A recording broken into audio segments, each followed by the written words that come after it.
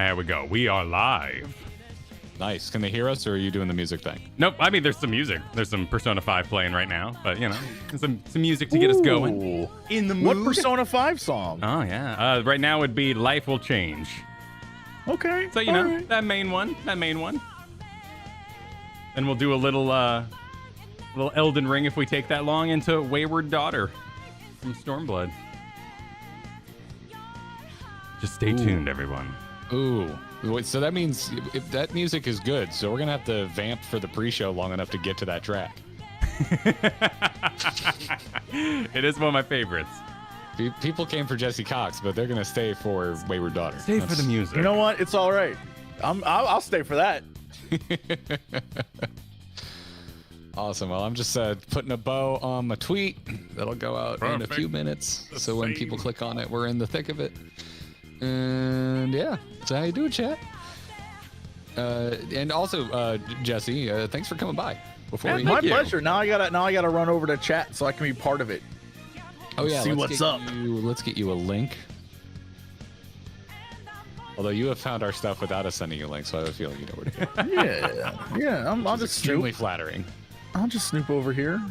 Where's our group chat? Here we go. There's a YouTube live link for you. Me and Kyle cheering you on. Oh. Gosh. We're going to spend the next hour talking about Kingdom Hearts, right? Like this is what this is for? Yeah, absolutely. I'd be into that. It's like one of the only things I played that was Final Fantasy related before 14. So I'm so sorry. I'm so sorry. I love Kingdom Hearts. Although apparently not enough to play 3 because I haven't played 3 yet. Well, not a fan of 3. I do not. I realized at a certain point that there were like 12 games I'd never played, and apparently playing PSP, just 1 and 2. 3DS. When they were like, "We got to save Aqua," I'm like, "Who the hell is Aqua?" Yeah. My thing with Kingdom Hearts is just not think too much about it and enjoy all the fanfare. That's it. I mean, actually, you would think. You know what my real thing with Kingdom Hearts is I'm just thankful it's not Kingdom Hearts 1's controls with having to pivot the camera with shoulder buttons. That's it. Oh man, I don't.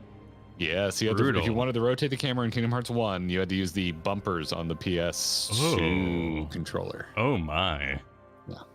It's a thing, all right, but it's just a sign of how old it was, right? It's just when you look back, it's from the first one to the last one. It's been 15 years. I want to something like that.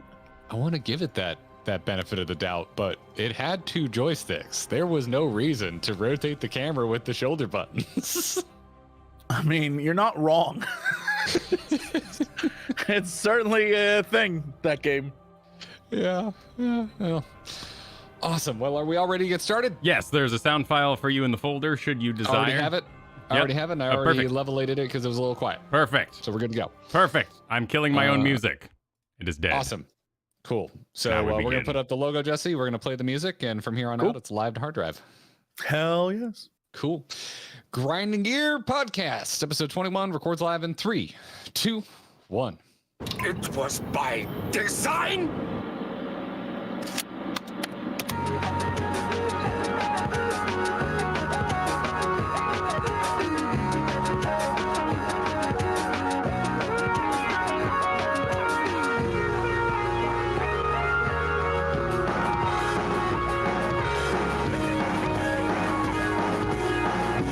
Greetings and welcome back, everybody. This is the Grinding Gear Podcast. I'm Garrett, here as always with Kyle. Hello. But it's a special episode this week because you might be wondering why the hell is this coming to me on Tuesday instead of Thursday? Or you read the title and there's no surprise for you here whatsoever. But surprise! Jesse Cox is joining us today. Hey, hello everyone. Thanks for having me, guys. Thanks for coming on, dude. Pleasure. It was this is one of those rare occasions where things just naturally happen by way of internet interaction. Yeah.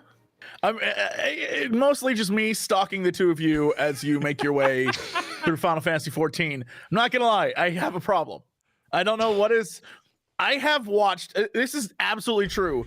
I've watched every single Final Fantasy 14 video made in the last 2 years, I think, because I'm a crazy person, and I have absolutely gone to YouTube and selected like order of upload and just been like, have I seen this one yet? Have I seen this reaction video? Have I seen? And I'll watch them all. Wow. And I feel like that's a problem, but like it's it's one that I have, I guess. It's a thing. It's a thing. We're not quite there yet. We are in the thick of Shadowbringers, but when we're done, like this is the fate that awaits us. The fate that awaits all players. Apparently now you know, because I was gonna say I was gonna start off by letting you know just how flattering it is to know that you watch our videos, but now I realize it would have happened anyway. Well, I will say this: there are many videos that I watch. I'm like, that was terrible. I have no desire to watch any more of that. And there's some videos where I'm like, I love this, and I keep coming back. And you fall into that category. Where I absolutely love watching, not only just watching the two of you play it live, but I think your summary / like actually well edited videos are fantastic.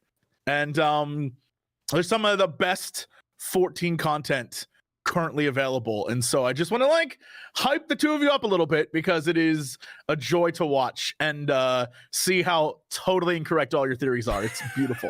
It's one of my favorite things. I'm so glad that you're in the camp of that. Very early on, we were like, maybe we should cut out every theory we ever make so that the videos stand on their own as this thing. And we kept a few of them in there just for the hell of it, and people kind of grabbed onto it. Like in the comments, they were like, "Oh boy, this is very amusing." We're like, "Okay, cool. There's an audience for this." But now that the internet's own Jesse Cox has said that that's rad, we're just gonna pick that feather up, put it in our cap, and it is bizarre. We're working on forward. We're working on our end of year video, bit of a summary of everything we've done, and I found a clip of us being like, "Who's old rocket boots?" Well, it was Alize walking into an Oriange scene.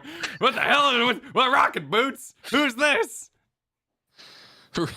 Oh, their first costumes had their boots kind of look like the bad live action Mario Brothers jumper boots. You're right. And the holes, the weird holes, and then Alphino's in the snow, and you're like, oh, dude, no, the pants holes.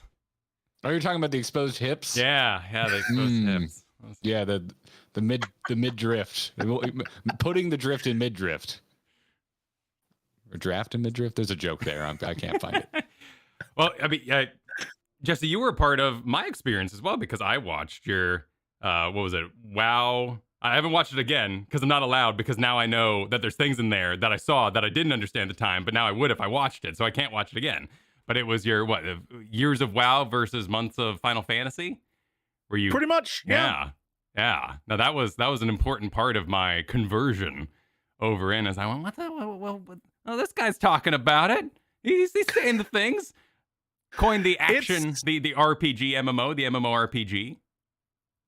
Ding. Yeah, it's like a weird kind of thing that I'm every once in a while become obsessed with an idea and it gets stuck in my head and I'm like, I gotta do it. I gotta make it.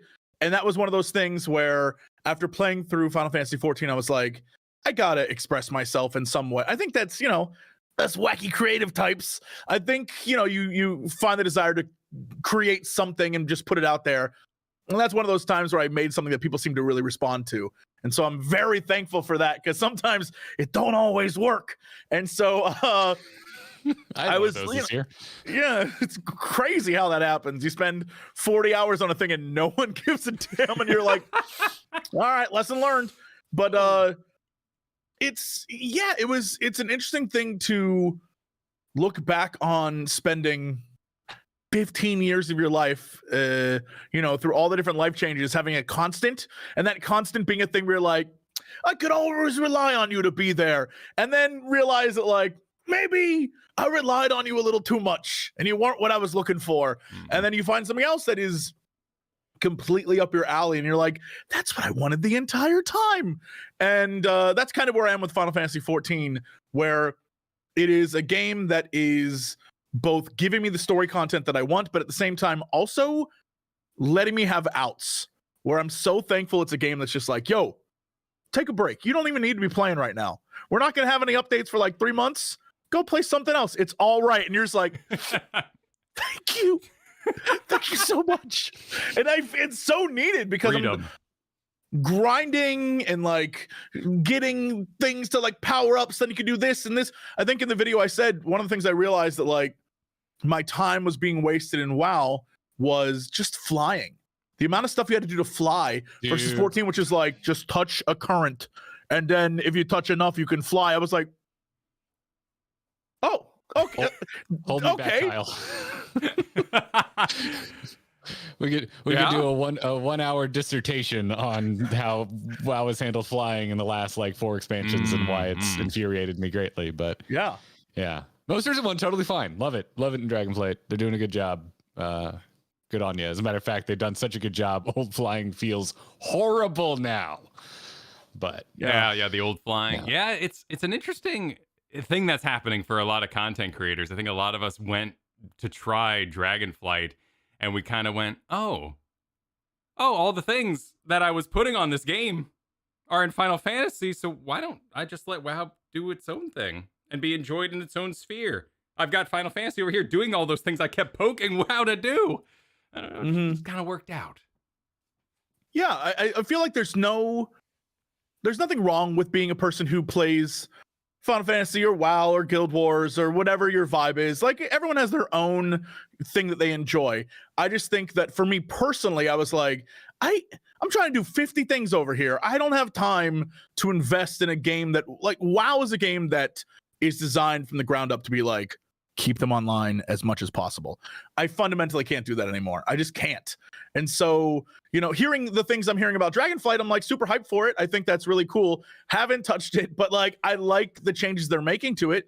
And I think if they keep down that pathway, more good things will happen to them. And it seems like a lot of fans really enjoy it. So like, cool. Yeah, I haven't gotten into it as nearly as much as I would have with any other expansion up to this point. Because I'm also having a perfectly wonderful time over in Final Fantasy.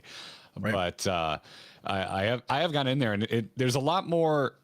The grind is still there if you want it, and like everything with Mythic and the weekly vault, all that stuff is still there. That kind of time vampirism. Boy, I hate Mythics. I do hate them. I do too. I feel like if I could have a regular group of 4 people that none of us had to worry about anyone's schedule and we were all available exactly when one of us wanted to do it magically, then it'd be cool.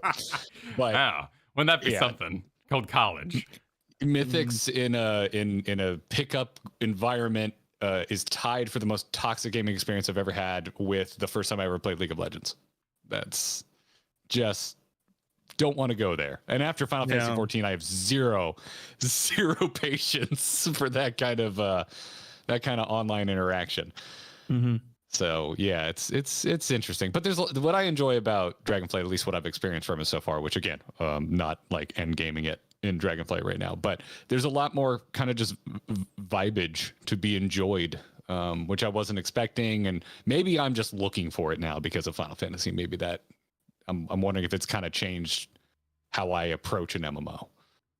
I'm hearing good things. One of my friends is playing through it pretty crazily right now, and he was like, "Do you mind spoilers? Can I tell you something?" I was like, "I don't care. Hit me." And he's like, brutal. "Dude, there's this bronze Dragonflight story," and he like goes off and tells me the whole thing. And I was like, "That sounds like something I would thoroughly enjoy." And so hearing that, I'm like, "All right, it seems like they're doing some really good stuff comparative to where they've been over the last few years." So I know exactly. I'm all for it. I think I know exactly what everybody's talking about. It's near the end of the leveling before they're like, and now you can do world quests. And I was firmly in the do not care about the story basically the whole time. The last 2 zones, I was like, oh, I'm really into this. Why didn't you pepper this throughout more? Like, but everything's different. It kind of depends on how much you give a crap about each colored Dragonflight. But they put all my favorite stuff at the end, and so I got to the end, and I was like, oh, I actually kind of care about this. Yeah. And I wasn't up to that point. So yeah, I agree with your unnamed friend that started geeking out over the bronze stuff, because I did as well.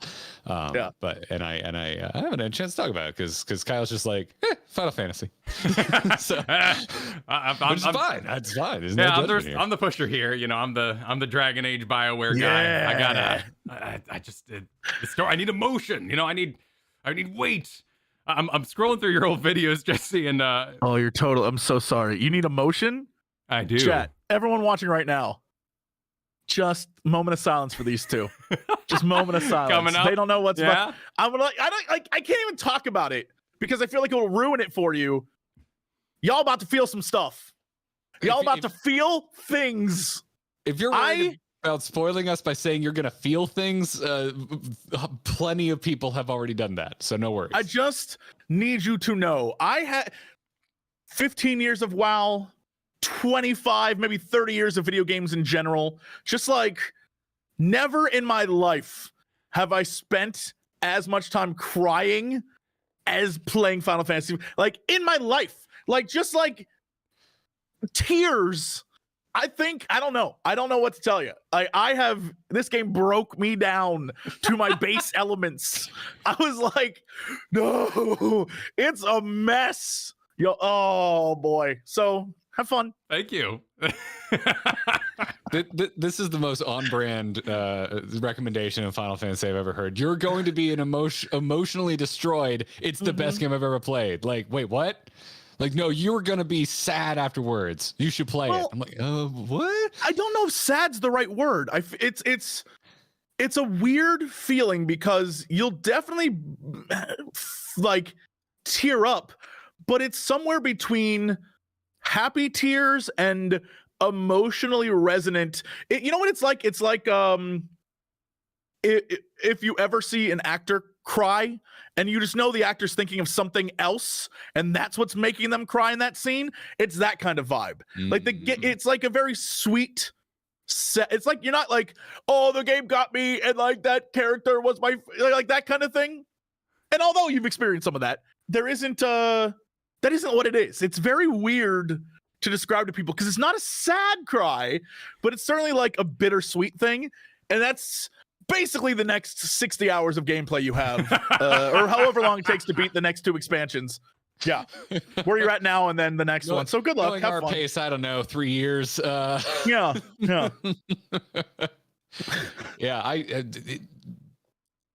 It's so interesting. I enjoy the dichotomy of looking at our chat popping off and seeing where I think they're expecting us to be emotionally resonant and then not having that reaction at all, but then something that seems inconsequential, like just kind of like, ooh, that got me right in the heart.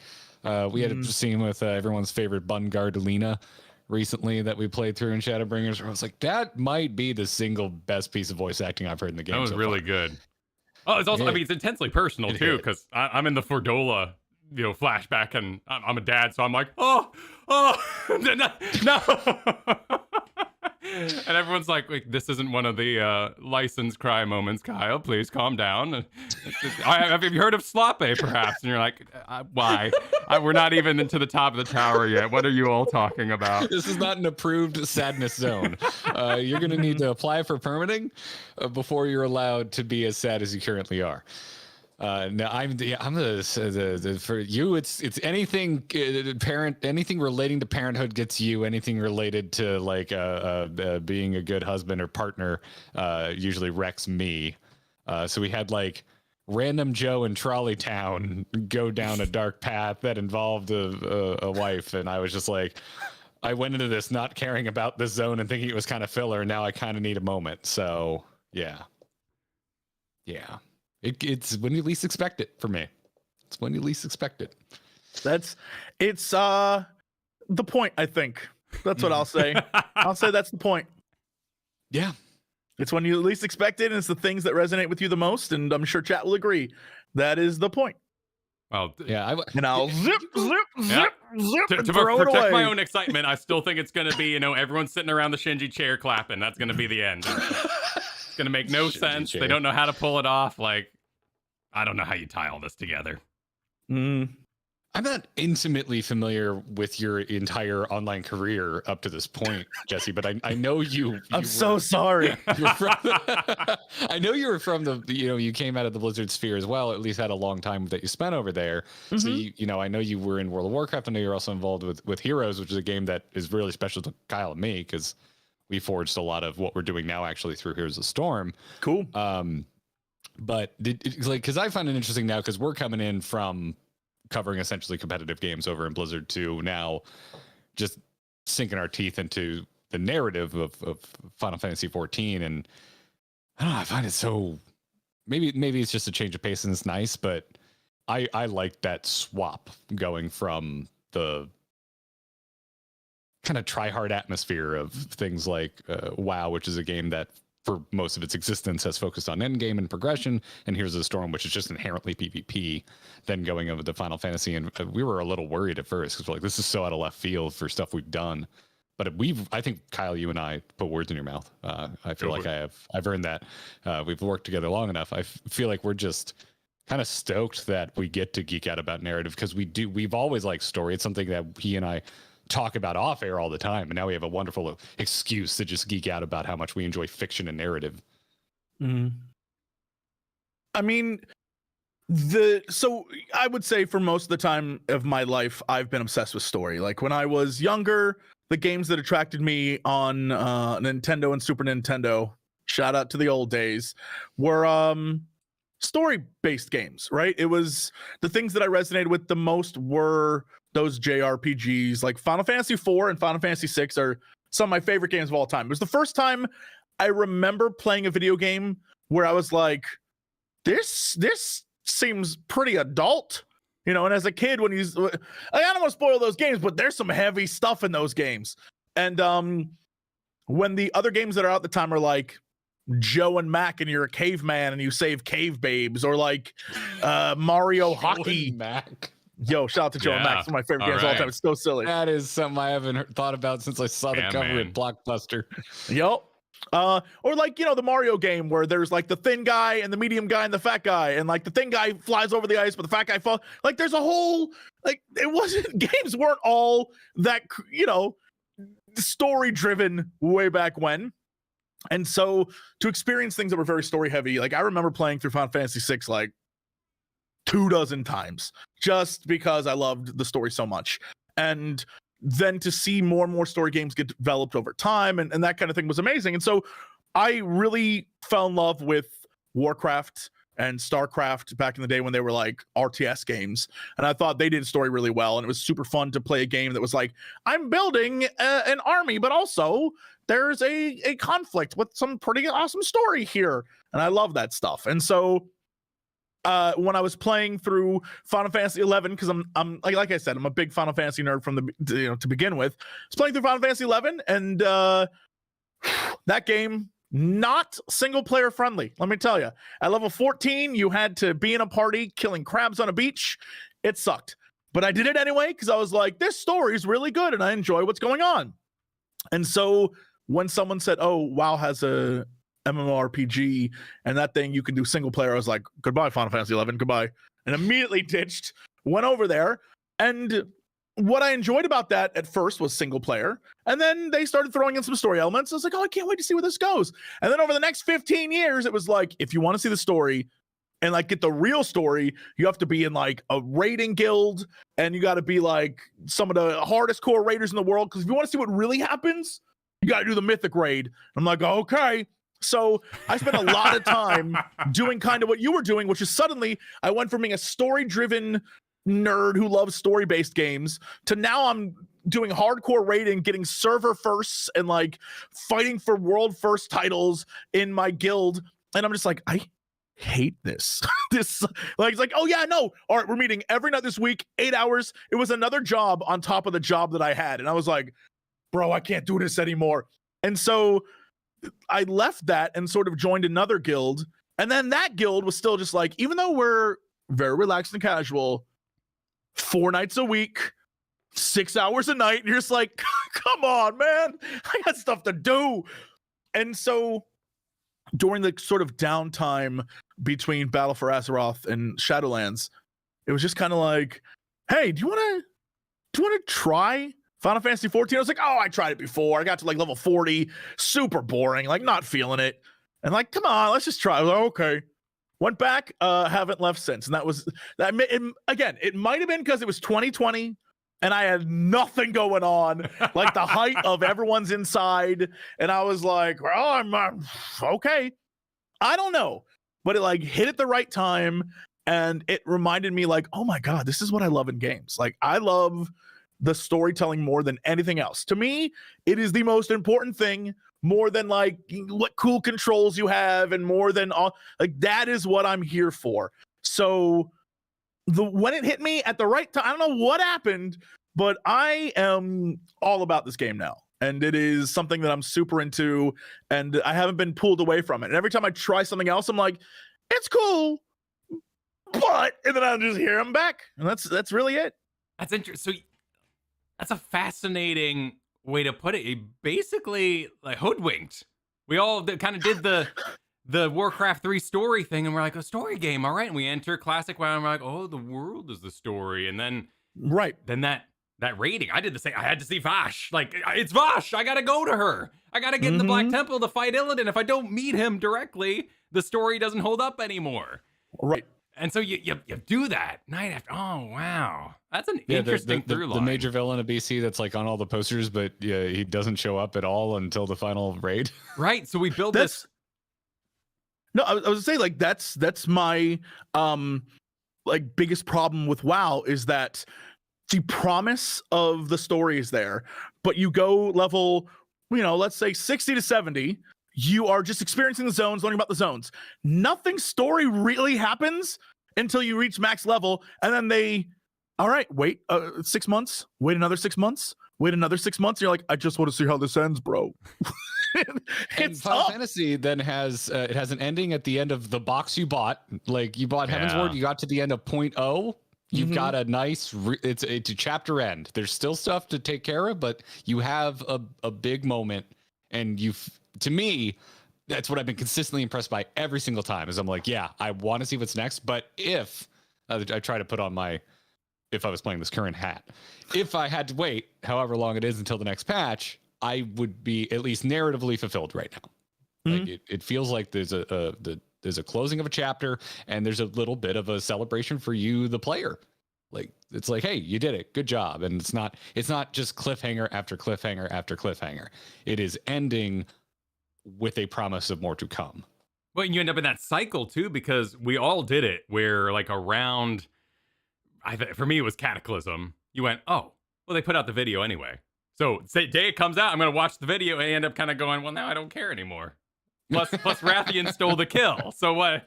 I can't even put my character model in there if I really, really work that hard. Yeah, I mean, they're in games. I don't know. I go back and forth.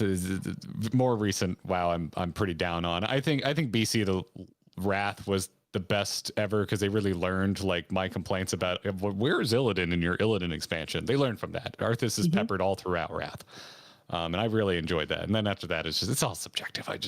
I didn't personally like the story. I have friends that do, but I haven't been into the story that WoW's been selling.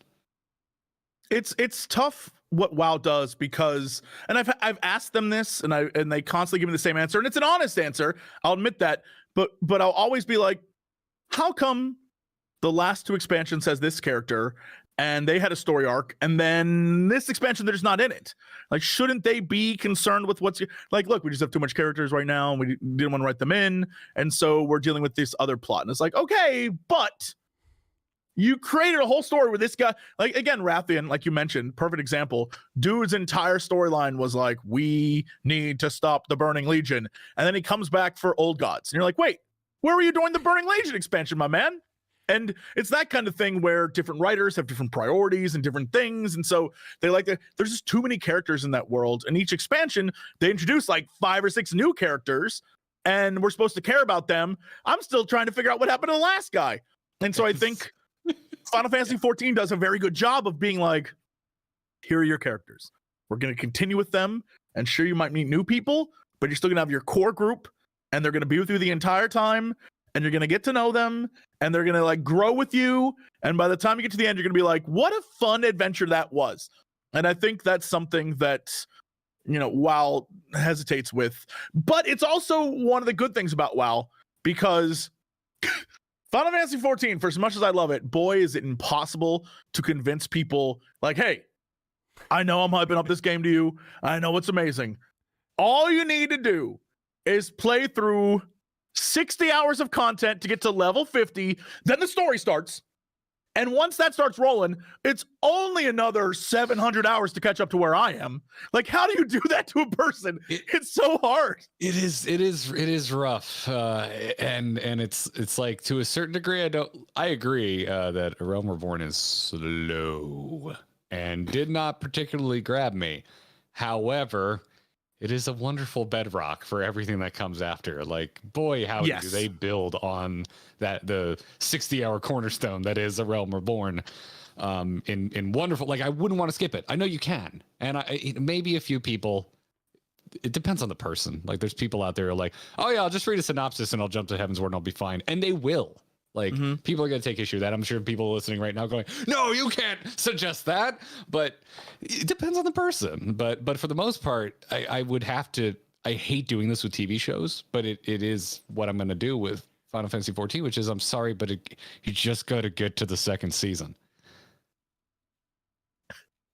Like, it's such a cop-out. Yeah, you're not wrong. And that's what it is. It's just very hard for a lot of people to devote that time. Yeah. And you can sit there and be like, look, trust me, it builds a foundation, and all the things you think are super boring, actually 50 hours from now are going to blow your mind. And you're going to be like, oh, it's all paying off. And this is so, and it does. It really does pay off in really great ways. But that is the difference between something like this and and WoW, which is they've updated the intro to WoW so many times to the point where you don't have to play 90% of the expansions that exist. You don't even have to care about the story. You can do a little, early level new experience and then jump into new content and you're good. And that's very smart to get people involved, especially people who are not like, look, I don't have the time. With that said, the end game of that, there is now, it's, you don't have no connection to it. And the really only connection there is the sort of, I'm trying to get the loot and I'm trying to find the in-game stuff. And I'm sort of being lured into the cycle of grinding. And so I want to play, but like, why do you want to play? Is it because you enjoy what you're doing? Or is there a primal nature in you that is being lured in by WoW, where it's like, yes, you want that new loot, don't you? Now grind for it. Both, if I'm being honest. I love grinding. There's a reason we call this grinding gear. But yeah. It just can't be the same glove. That's me. It can't be the same glove with changing stats. That's where I draw the line. But it sounds like we're if the three of us meet again, we'll change the name of the show to Mythicators. That's what we'll call this too, because I think all three of us have now taken shots at mythics. But is that like the fundamental MMO though? Like, I feel like that's kind of where the market and the developers are battling, because we like the tab targeting. It's relaxing. Like, we don't need action combat all the time. We want story, and so they try to give us story. So is there any MMOs in the future, Jesse, that you feel like you're looking at, you're going like, oh, maybe they've got it right? It's tough to look at MMOs in the future and think they nailed it, because even the there's talk of the Riot MMO and all these different things coming out, and I'll obviously give it a shot. I'll try it. But the problem with MMOs is the best way to describe it is Star Wars: The Old Republic. That game is a game that I sat down and I was like, can't wait to play this. Very excited. New MMO, totally voice acted. It has sort of like the KOTOR vibes of the light and dark side. I can't wait. And I played a Sith Inquisitor and I was very bad. I was the most evil guy in the galaxy. I did things that I felt ashamed I did. I was like, yeah, let's go. But you get to the end, there was no content there. And so it was like, oh, well, what do I do? It's like, oh no, you can PvP. I was like, PvP sucks. What do you what am I supposed to do? Blitzball. No, I mean, cool concept, not a lot of fun to play. Hot ball. I'm getting hot ball in my Star Wars. But it's one of those things where I now realize, because of that, and I guess a lot of MMOs in general, playing Rift. Oh my God, playing Rift and Terra and the Warhammer. I'm trying to think of all the different. I played so many, and at the end of the day, same thing. You can be hype as hell for what it is and what the leveling process is and but at the end, when you hit max level, 90% of the time there's nothing to do. And I don't know if because Final Fantasy had years and years and years of content jumping into it, I was like, there's so much to do. Maybe it hit me at the right time, like I said, but I now look at most MMOs as, okay, I'll wait maybe 2 or 3 weeks and see what the vibe is from the people playing now, because jumping in, it's all the hype, it's new, everyone's excited, but like, what is this going to be really? And that I think a lot of people need to focus on, because an MMO isn't the leveling process, except for Final Fantasy, but it isn't the leveling process. It's what comes after. And that's, I think, for a lot of games, it's really boring. Yeah. Fair. Yeah. Well, preach. SWTOR. That's honestly, I've been thinking about it a lot more lately because of Final Fantasy, because that was the first MMO I played where I was like, holy shit, this story rules. I did a particularly evil Sith warrior, so in the same camp. But yeah, same thing. Got to the end game and I came back for the first expansion, played through the story, quit, never went back. It's on my like, one day when I retire, I will go play through all of the Old Republic expansions. The trailers look cool. I'm like, oh, that looks so neat. Well, I just don't have the passion. I'm like, all right. Yeah. So I didn't detect a heading in if you were particularly hopeful for any of the upcoming stuff, because I have zero hope. Yeah. I expect them to come out, and I expect people to be hype on them for the first couple weeks. Here's the thing, every single one. I'm so broken by the cycle of Warcraft. It's the same thing every time. It's new expansion comes out, everyone's hype on it, and then videos start appearing online about how terrible it is. And then for the next 8 months, it's the worst game ever made. And then new stuff for the next expansion comes out, and then it's like, will the next expansion be terrible? And you're like, I don't know, will it? And then as the expansion gets closer to coming out, suddenly it's the best damn thing in the world. And you're like, okay. And then for the next 6 months, it's the best thing in the world, and the cycle repeats, and you're just like, all right, so this is how we do this. And so I don't know. I expect that with most games now that are of the MMO variety. Just not even MMORPG, just anything massively multiplayer online. I just am like, okay, everyone's going to be playing this, and streams are going to be all over the place because it's the hype of streaming, something new. And then it'll fall off, and that's when I'll learn if it's good or not. Right? Like, once all the hype is dead, that's when we find out whether it's good. And I'll go from there. Sounds healthy, honestly. Yeah. I wonder if we will ever collectively just be okay with like 3 weeks of fun out of an MMO. Like, just treat it like a single player game. That might be the smartest thing to do, truthfully. It might just be enjoy what you want to enjoy and don't stress about what other people think.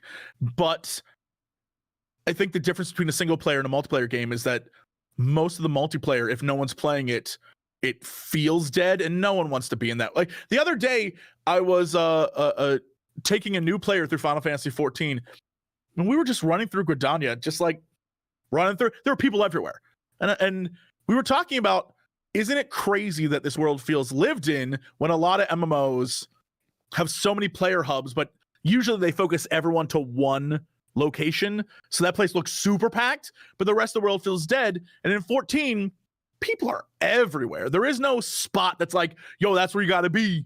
Even though everyone says it's Limsa, really, it's everywhere. And I think that's super fascinating to see people just kind of chill out in their favorite spot, because everyone kind of has their favorite town. And that's neat. It's rare. And so, yeah, you don't want your MMO to feel dead. And that's the problem with, well, I guess I'll give it with my idea of I'll give it a shot 3 weeks later. 3 weeks later, I could go in and be like, hello. Like, you know, because like nobody's there. Yeah, but no one's jumping on the king either, like sitting on their lap or anything. So, you know, the immersion's a little thicker, maybe deeper in. But it's true, like that. A band. Like, what did you bring that up all the time? What did someone do to little baby King Anduin back in Burning Crusade that you can't move on with your life? It was Night Elves, man, on the mailboxes. Like, I'm a proud warrior of the light. What are you complaining about? They have wonderful bodies. But it's interesting because you can do that. There's nothing stopping you from logging into World of Warcraft or another MMO and just like hanging out. in that little, you know, space station hub world of the Old Republic. But I guess I can't lean on a wall, and I can't change my sitting position, and I can't summon a pillow that I liked, and like all those little emotes and pets and things. Like, I watch this guy every night. He logs in the same time as me. He sits there as this glowing minion in Final Fantasy XIV, and he works to put it inside himself. So he has an aura. And every night, he does this. So he can stand there with an inner glow over and over again with his angel wings. And he's living the life, you know? Oh, I mean, plus like Triple Triad and all the things that like don't phase out each expansion, you know, the modular content. Yeah. That stuff, certainly. I mean, there's so much to it. Dude, you're like, surprise. You may not be aware of this obsession of mine, Jesse, but I also really like car culture. You just made me think of car culture, Kyle, because we'll go to meets for like Katie's car, especially because this is more prevalent in Japanese car culture, where it's all the same car. None of them look the same. Everything is modified and tweaked, and even if like 20 of them have lights, they don't have the same lights. They're running the same colors or running the same animation package. Like, it's all different. And that's how, like, I feel such a sense of that in Final Fantasy from a socialization aspect. In the video I made that we were talking about, one of the things I had to add to that was an ad that I saw about Final Fantasy XIV. And, you know, when you look at most MMO ads, it's usually either like a very attractive woman trying to get you to play, like, you know, like in-game character. You're like, what is this game? I don't know, but moves, and you click. Or it's like, fight the greatest fight of your life and battle. And it's like some cool dude from the Horde. It's 14. Level 1 and level 60. That's the one I always see on the banner ad. And the armor looks cool. Yeah, and it's just, do you like shoulder pads? What about bigger shoulder pads? We got all the shoulder pads. And in 14, the ad literally was like, housing, guilds, crafting, looking cool. And I was like, this is so crazy that this is what they focus on. But it really, truly is the special thing the game has, where you don't have a reason to hang out in a town in most other games. In 14, you literally have thousands of options and ways to just display yourself and like hang out with other people doing the exact same thing and just be silly. And sometimes a little too silly when you're like, all right, I'm headed to the cat girl house over on this server. And you're like, all right, you do you, bro. But like, what, you know, there's so much in the game that is fascinating to me from just a sociological, like, I don't like, it's very bizarre to see.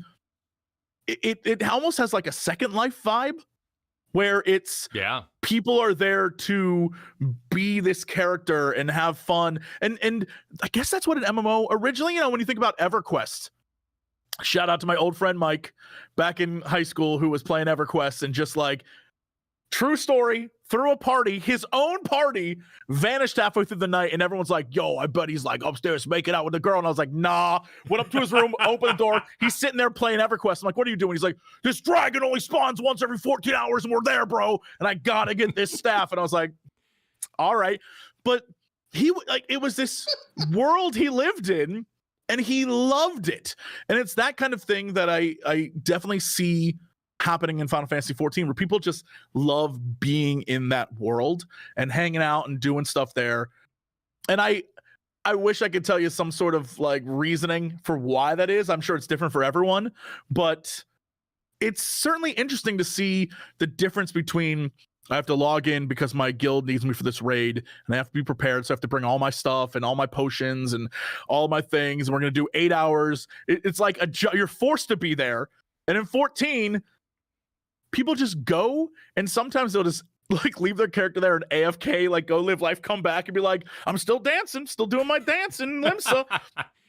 It's really crazy to me, but I absolutely love it. Now, you can see it in the messaging too. Like the World of Warcraft team is like trying to discover that special sauce, because they'll often go like sad piano, you know, back in the day, like this was like a text, you know, adventure. Like people would see another player and be like, wow, they're real. And that like that connection we made with our organic human beings. Mm-hmm. You know, dude messaged his dad inside the game. Like there's that feeling, but it's lost now because we have cell phones or whatever. But Final Fantasy has recaptured that with the dancing, the energy, the treasure hunts, like all this stuff, the actual like season events that are woven into the main cities. So when you start the game for the first time, it's alive. Like it's a weird special sauce that they discovered while the other one's struggling to find it again. It's the vibe aspect of 14. Like there's so much variance to the vibes. If you're looking for somewhere like a social space in a virtual arena, like why wouldn't you? It comes back to that. I think that variance that we've been talking a lot about, but also like giving you enough reasons to want to still be in older areas, you know, or return to like an FC house you've been to before. Hey, they shout out to our freaking FC interior designers. Every time the seasons change, it's like now we got this same like winter cottage thing going on, and I miss it. I try so hard, and I feel guilty that I miss like this conversation happening in that corner of our Discord. But then but also I kind of love when I miss it because I log in and I'm like dumbfounded that everything's changed. This looks amazing. I feel like at some point I need to do a video on it, but I don't think I have the information or a true understanding of it. But deep in my being, I feel like there's something about the competitive nature of most MMORPGs where there's either two factions fighting or maybe more factions, and everyone's against everyone, and raiding is also competitive, and there's all these different like layers of competitiveness where it's me versus them and this kind of thing. And in 14, that's not the case from jump. Like it's like, welcome to the world, we're so happy to have you here, to the point where if you do duties, if you're doing your like daily roulettes, you as a higher level player go back and help new players, and you get rewarded for such a thing. And those kinds of things, I think, are both rare and special, and they set a tone for the community. And this is absolutely true. Speaking of like community tone, Friday night, maybe it was Saturday, there is a guild on my server that every year when they do like sort of the holiday event, they all dress up like Santa. They all sit near Aft Castle in Limsa, and they have little elves that help them. And a line forms that's like 45 minutes to an hour long wait. An actual line where people queue up and they like go up to an elf, and the elf is like, what do you want? And you say whatever the hell you want. And then you go up to Santa and Santa gives it to you. And it's the craziest thing. It's not the game isn't doing it. It is people in the world have chosen to do this. And I guess they collect things throughout the year, hoard them, and then it, you know, at like, I'm trying to think of what the festival's called, the winter something, whatever it is in game, they give them out. It's so crazy to me how cute that is. And to see everyone in line and to see everyone just like cheering and happy, and people are playing music while they're waiting. It is genuinely a joy to witness. It's wonderful. I've never seen that in anything else. Not once. It's player made. They give you so much to make with, though. Like at the top of the show, Kyle, you just like a passing reference to emotes, and it's like just the breadth of emotes in game, on top of the breadth of glams, on top of the breadth of race and just player customization combos, on top of the fact that the game has legitimately great player housing, if not its own pitfalls of limited player housing. When we were going through it, it gave me like straight up PTSD about actually finding a house myself in real life. I'm 0 for 25 on housing at the moment. Oh, really? Jeez. We're in a small. You have a sea house though, don't you? I do. Okay. And I have my apartment, but like I want my own here. I also have a problem where there's one house that I really, really want, and I'm just like, all other houses are trash. So I only ever try to go for that one or something near where the location is. And of course, it's always like 150, 200 people are. The one time I was one of 4, and I was number 4, number 3 won, and I was like, I'm never getting a house. I'm gonna, you know what? It's just never. So shout out to them for releasing more housing coming soon. Can't wait to lose those. Yeah, no, it's something I find really interesting, and I almost I love the talk we've been having too about returning to old zones, because I feel like it was kind of the norm to funnel your players towards the new stuff for so long, because that's what WoW did, and I don't know. This is me projecting, but I assume it's because the game looks a little bit better. They've upped their textures. They know what they're doing a little bit better. They want people to be in the new and pretty zones, and I assume it comes from a place of like almost being embarrassed of how the old zones look. But I love that Final Fantasy 14 is just like, we don't care. Like, it's there. It's important to the story we're telling. Just go and do. And I like that a lot. And it's done such a good job to keep the overworld feeling alive. It breaks my heart that in WoW, when Cataclysm came out, this is the hill I'll die on. The new old zones in Cataclysm are fantastic. They're some of my favorite content they've ever produced in that game. The flow of story from Durotar to the Barrens to Ashenvale to Stormtalon, that story arc is incredible. It's like so cool. It ends in the most ridiculous way. It's super fun. That kind of thing, they like did stuff with it. And I will say it's some of the best content they made, considering the rest of Cataclysm was kind of a mess. Like, that bit was so cool. And I went through, I made an Alliance character just to do the Alliance side of the new changes. I loved that thing. And apparently I am the only person on planet Earth, because everyone's like, garbage. It's like, oh, okay, well. That's cool. how I think you mentioned that in one of your videos that I've seen, because I feel like I've heard that, but I feel that way about the undead Cataclysm changes. If you start an undead and you take you basically journey southward through the war with Gilneas, that whole arc is freaking awesome. It's some really great storytelling. Yes, I was obsessed with it. I was like, they nailed this. It was so. That's the first big video I was so obsessed with the new content. I made a YouTube video back when they had annotation links, and I had the world map, and you could click on any part of the world map and get a 5-minute story of what was going on in that zone. I was obsessed. None of it works now. It's broken content, but I was obsessed with it because it was so well done. And I was like, man, they're back in it. After Lich King, I was like, oh, they're doing so many good things. WoW can do no wrong. I love this.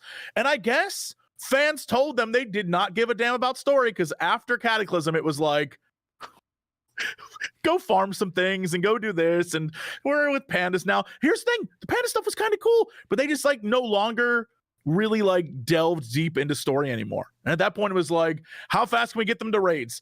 And I felt so out in the wilderness, just alone. Like, am I the only one who cares? Pandaria was Is it just me?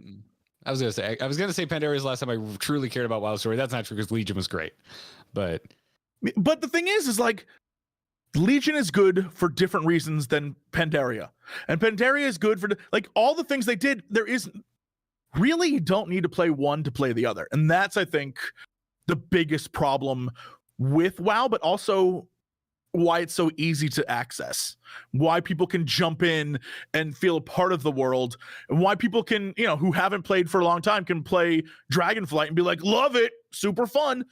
And it's also why I like Final Fantasy 14 more, but understand it's a real hard sell to be like, come on into this world that I've fallen in love with and I'm obsessed with, but is a real slow start. And even though they keep making improvements, it is what it is. You're going to have to go through the Cimmerillion-esque intro of learning all this stuff in order to really appreciate the Lord of the Rings things that happen later. But it's permanent. That's the difference. You hit a slow point and you go, but this is the only one there'll be. I never once have to go make the feast for Titan again. And now I know about those characters. So when he shows up in his weird girdle thing, pretending to be a hero again, I'm like, it's that guy. And there's that love that develops. Because there are parts where you just I fell asleep in my chair, and that's not a bad thing. It's so relaxing. I was just I was just reading. I'm reading a book before bed. It's comforting. There's a comfort with it, where you're on this journey and you're learning about these characters, and then when they show up later, you feel so vindicated for caring, because this is one of the things I think is really funny. People, when I play the game, they'll always be like, Jesse, you called this bit. Oh, you called that bit. Remember 6 months ago when you said this thing and it happened? And I want to be like, well, obviously I'm a genius, but really it's because the game set it up. I'm no dummy. I said, oh, this will happen because they did this. And then when it happens, I feel so justified in caring, like, oh yeah, well, of course that was going to happen, because thankfully someone was like, remember this time we did this thing? What if that had a payoff? And you're like, oh, they did it. And it's a beautiful thing to see, because a lot of the times games don't do that anymore, where they're just kind of like, on to the next thing. And Final Fantasy's like, remember 2 expansions ago, that thing that happened? Here's the payoff. And you're like, hey, you've played this. So we can talk about this. The path of the eyes through Heaven's Ward to the very end of Stormblood. Oh, Nidhogg's eyes. Yeah. The path of the eyes, like, through the end. Like, it keeps going. Like, there's this, like, all right, these what is truly, you might think, an unimportant, like, all right, we're gonna toss these eyes away and we don't want to deal with that again. But wait, you totally do. And then it's like, okay, the eyes and it just keeps going and going and going. And finally, you're just, Estinian finally is like, F these damn things. And like, that's it. But that is hours and hours and hours of content based around something that you're like, oh, that's kind of a cool, like, thing that happens in this game, but it's not the main point of the game. But they are there and they continue to go through the story with you, and you're like, damn, these things, I hope one day someone gets rid of them. And when it finally happens, you're like, nice. All right. Yeah. It's pretty cool. Leave any Chekhov's guns lingering. They will all eventually pay off. So is there somewhere, like, would you blame anything? Like, what was this whole Game of Thrones lost? Did some franchise come out and say, we're making bank, everybody, and everyone's like, oh, that's how we do it from now on. That's how we tell a story. I wish I could give you an answer there. I don't know. So Kyle, you don't like Premiere Television. I love it and can't get enough of it, and I consume all of it. I feel that way about most other games, and I feel Final Fantasy XIV is that exception, the way I feel Breaking Bad is that exception, where the writers of Breaking Bad admitted they went back to their own, they rewatched their own stuff, they reread their own scripts to find little nuggets that they made sure that they tied a bow on later on. And I don't know if that's how they write Final Fantasy XIV, but damn, does it not feel like how they write it.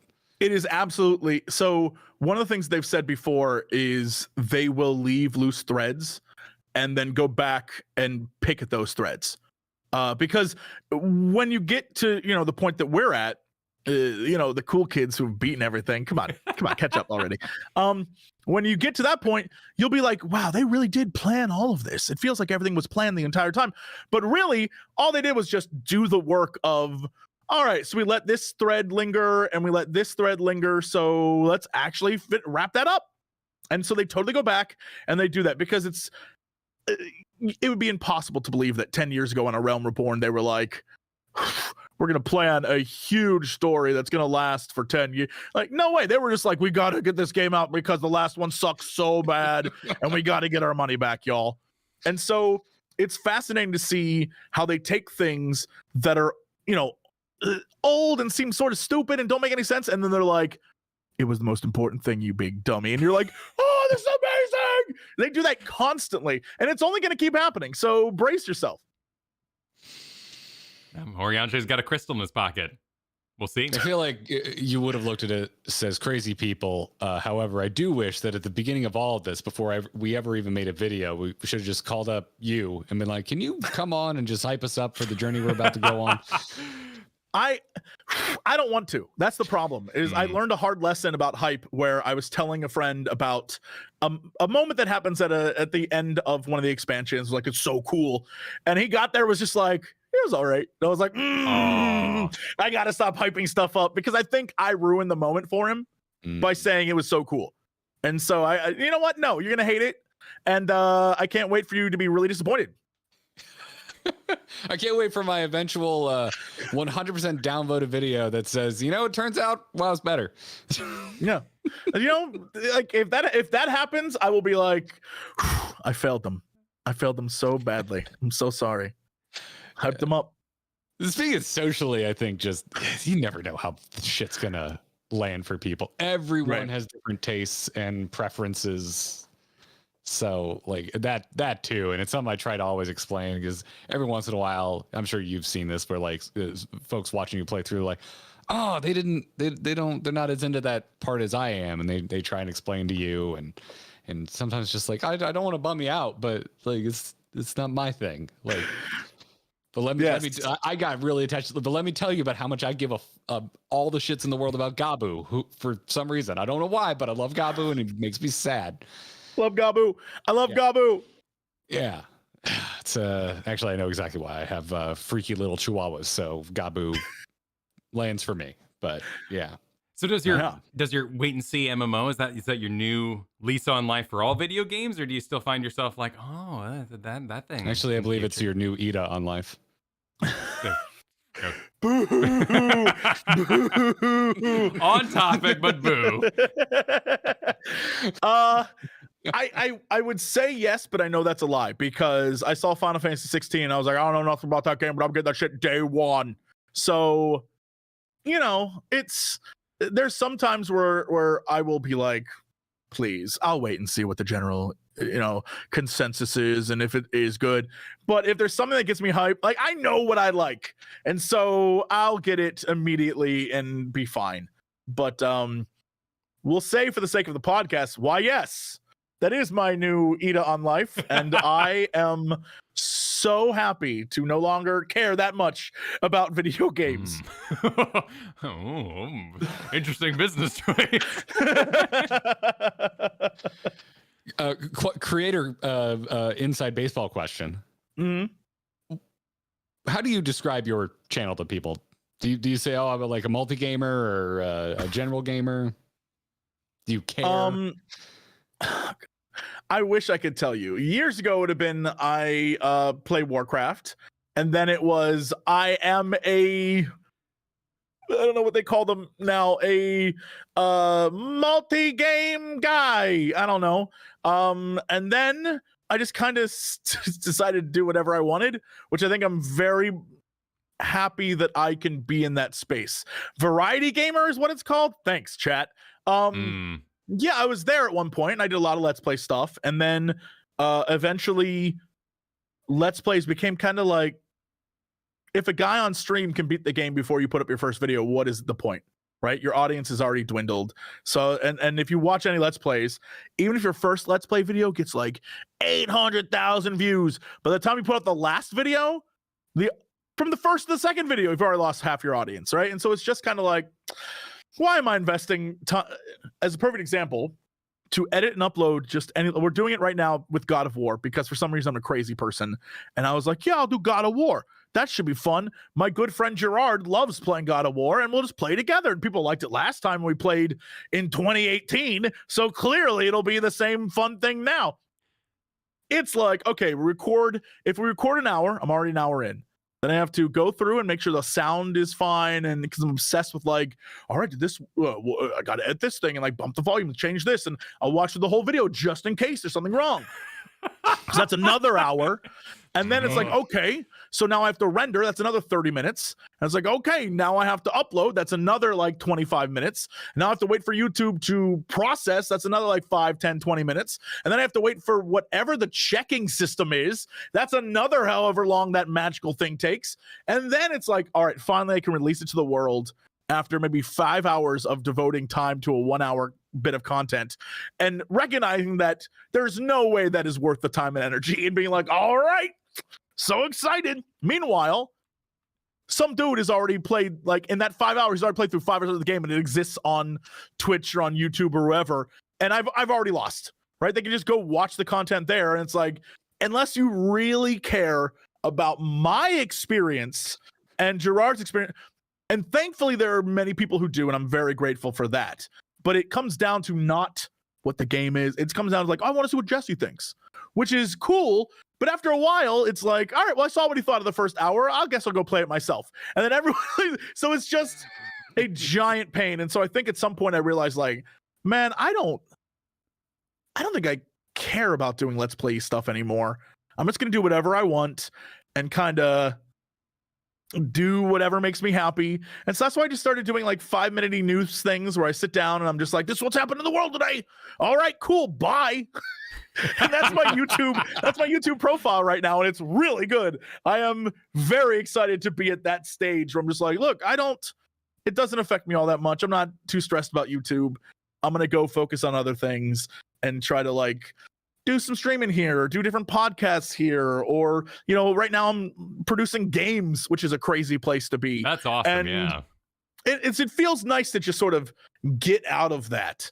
And so, I understand the hustle. I understand the grind, but also I've been doing this for 12 years. I'm kind of over the like, I gotta chase the all that money and stuff. Like, no, it's not worth it. You after a while you find the time of just like having time to yourself and being able to just enjoy what you're doing and enjoy the content is so much more valuable to you than like, a new game came out, but a new game comes out in a week, so I gotta beat this game in 7 days before no, I'm over that. I can't do that anymore. You just gave me all of the content creator sympathy pains in a row that you possibly could have. When you said, maybe I'll just watch the whole thing, makes just in case. I was just like, oh god. And that's only because it's only because at one point in your life you uploaded a thing that you didn't watch and you thought was fine, and everyone's like, oh, this didn't work and this broke, and there was like 5 minutes of like a black screen, Jesse. And you're like, never again. And now you're here. We're just like hunched over Adobe Premiere, scrolling through it just like a little goblin. It sucks. What if I accidentally cranked 1 second and it goes in the middle of it? I could scare somebody. They could drop a glass, and the guy like, it's. You scared me with Jesse the other day. We were streaming yesterday, and everyone's like, "Did you see Jesse talk about the Chris Metzen news?" And you're like, and I forget how you start your 5 minutes, but it's something just like, "Hey, everybody!" And I was like, because I was getting live feed of Kyle's audio, and it was just you greeting everyone, but I had no visual warning that it was about to happen. So I got about you, Jesse. Massive question for a short answer, I guess. But how is producing games? That's got to be insane. A learning process is what it is. There's I've now realized that the big thing about producing games is being able to say no. I suck at saying no just in life, but being able to be the person that sits down. A great example is we were trying to like put together a game. We had an idea. It was a super cool idea. I've always wanted to make like a fun FMV game. I love FMV games, and I just want to make one just to like do it. And we sat down, we put stuff together. We had this whole conversation about what it was going to be. We produced an in-house cheap version of like what an experience would be. And then we sat down to play, and I was like, so what is the game? And they're like, oh, this is the game. I'm like, right. But what do you do besides click next? Like, what is the core gameplay? And that's where I have to be now. I'm like, what is the thing that would get people to enjoy this? Why would they come back? At first it was a lot of like, oh, this is a cool idea. But now I have to ask things like, why would a game developer come work for us when they can make their own idea on their own time? What about what we're doing is better? And why would we, like those kinds of questions you have to ask yourself and really be honest about what you're doing. And so a lot of my time is now spent being like, okay, I'm going to work with this person I really admire on this game, or we're going to do this thing. Or, when it comes to Monster Prom, we had Monster Prom and then Monster Camp, which are essentially the same game. So it was like, we got to change it up. So Monster Road Trip is like a mix of Oregon Trail and like a party game. And so we're trying to keep like switching things. And so I've got this game Gestalt that we're working on is a Metroidvania-y RPG thing with sort of the Final Fantasy X leveling up system. And we're doing all these different things. I'm trying to make stuff cool, I'm trying to make things that I enjoy. Not saying I finally have linked up with a good friend to do an FMV game, but for chat, if this means something to you, I hope you enjoy, because it's going to be amazing. We're coming soon. More games. It's going to be great. But it's a lesson. I've learned that at the beginning I sucked at it, is what the lesson was. 5-6 years ago, terrible. One of the worst. You've elicited excited all caps typing in our chat. Good. Well played. Well, you down to enter? We usually do end the show with some Q&A. You wanna? We may have received some. I don't know if you know this or not, but people get excited when you show up places, and we may have received some questions for Jesse Cox. Me? Oh boy. Yes. All right. Some of them are wonderfully mixed. I have questions. I have questions for you two, though. Oh, great. Yeah. I have a question. I'd like to start this.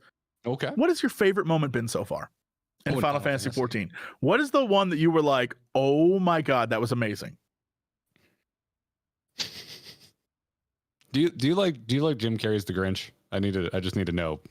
So that, I mean, I'm aware of Jim Carrey's reference I'm gonna make lands. Okay. All right. I need to know that so that this makes sense for you, because when I think of my favorite moment, to me it's more, I think the moment I realized I really cared, and it's the campfire scene in Heaven's Ward. Okay.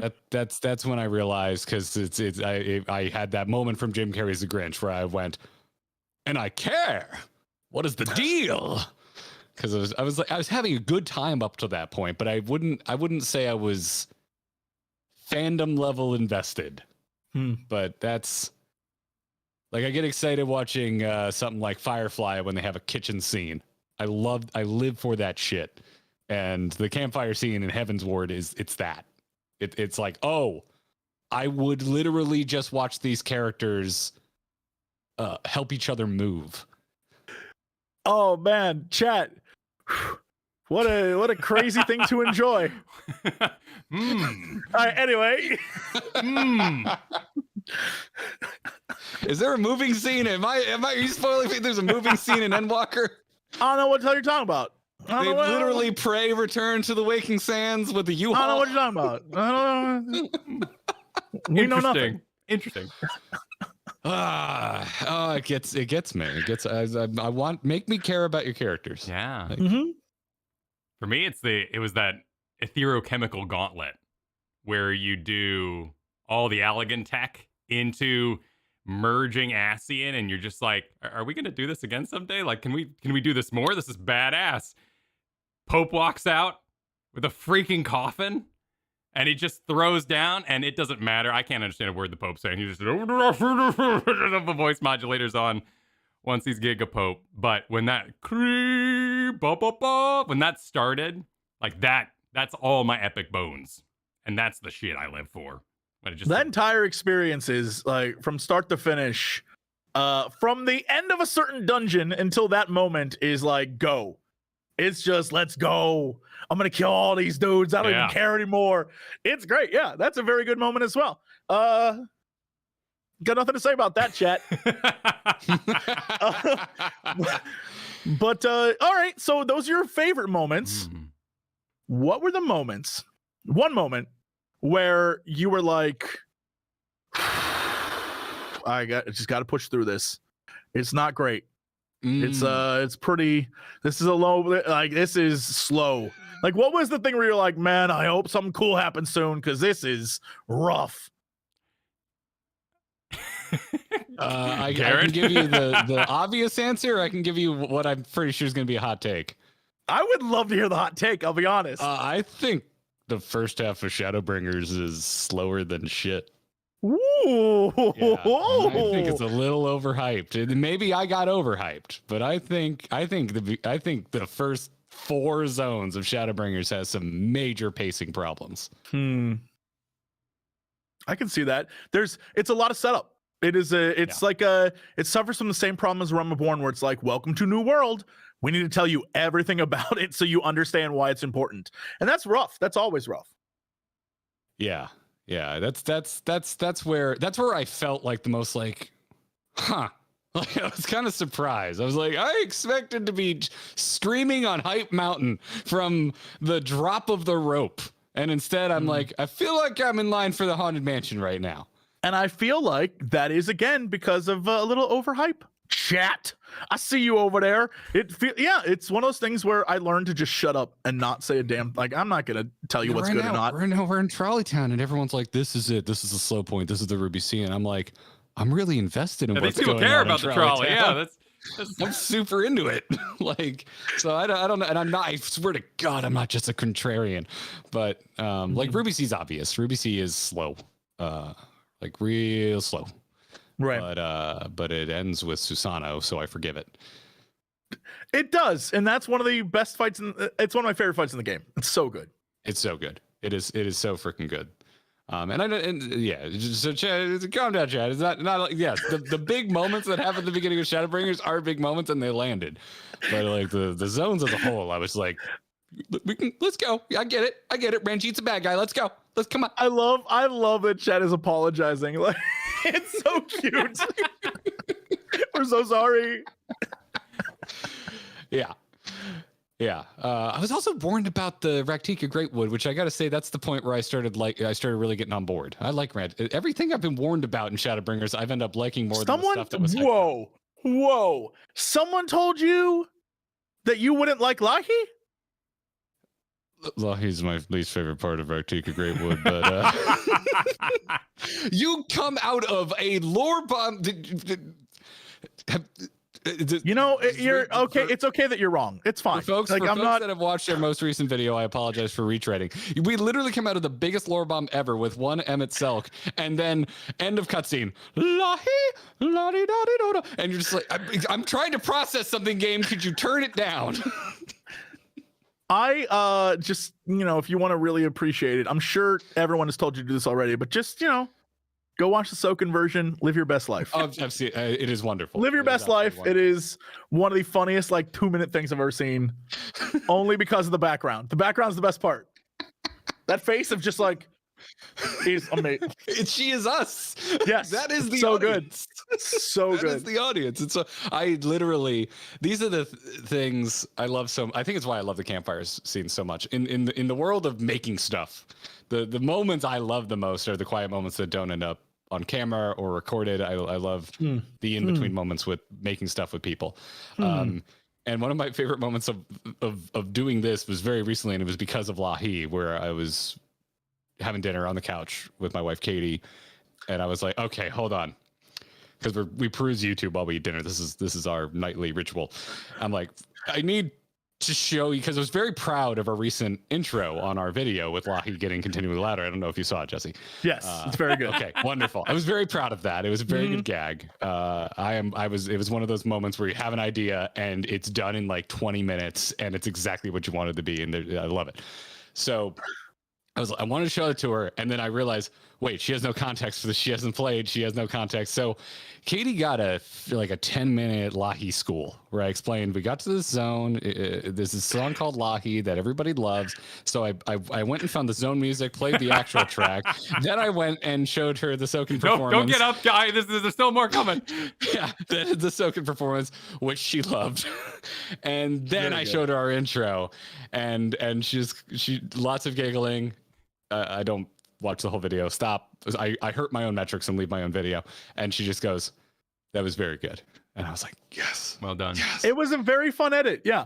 But I knew from the intro that I was going to be in for an episode where the two of you were like, we hate that song. Because that intro was like, I don't think they enjoyed the Lahi. I don't hate the song. There's a big difference. I think it's inappropriately utilized. Oh man. Love it. Big fan.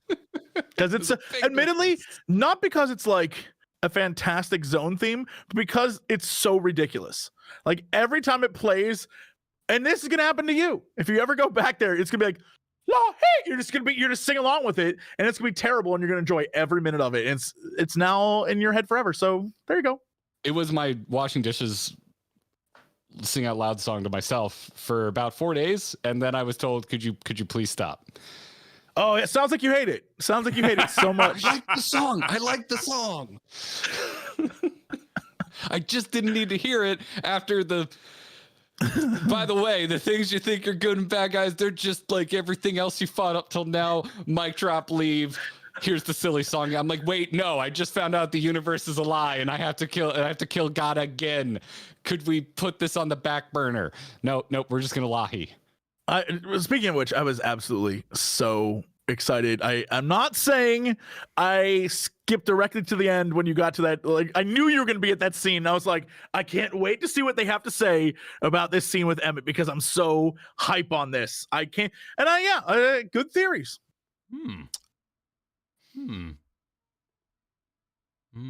Excellent poker face by one Jesse Cox for the audio listeners. Isn't that okay? Now it's breaking. Nah.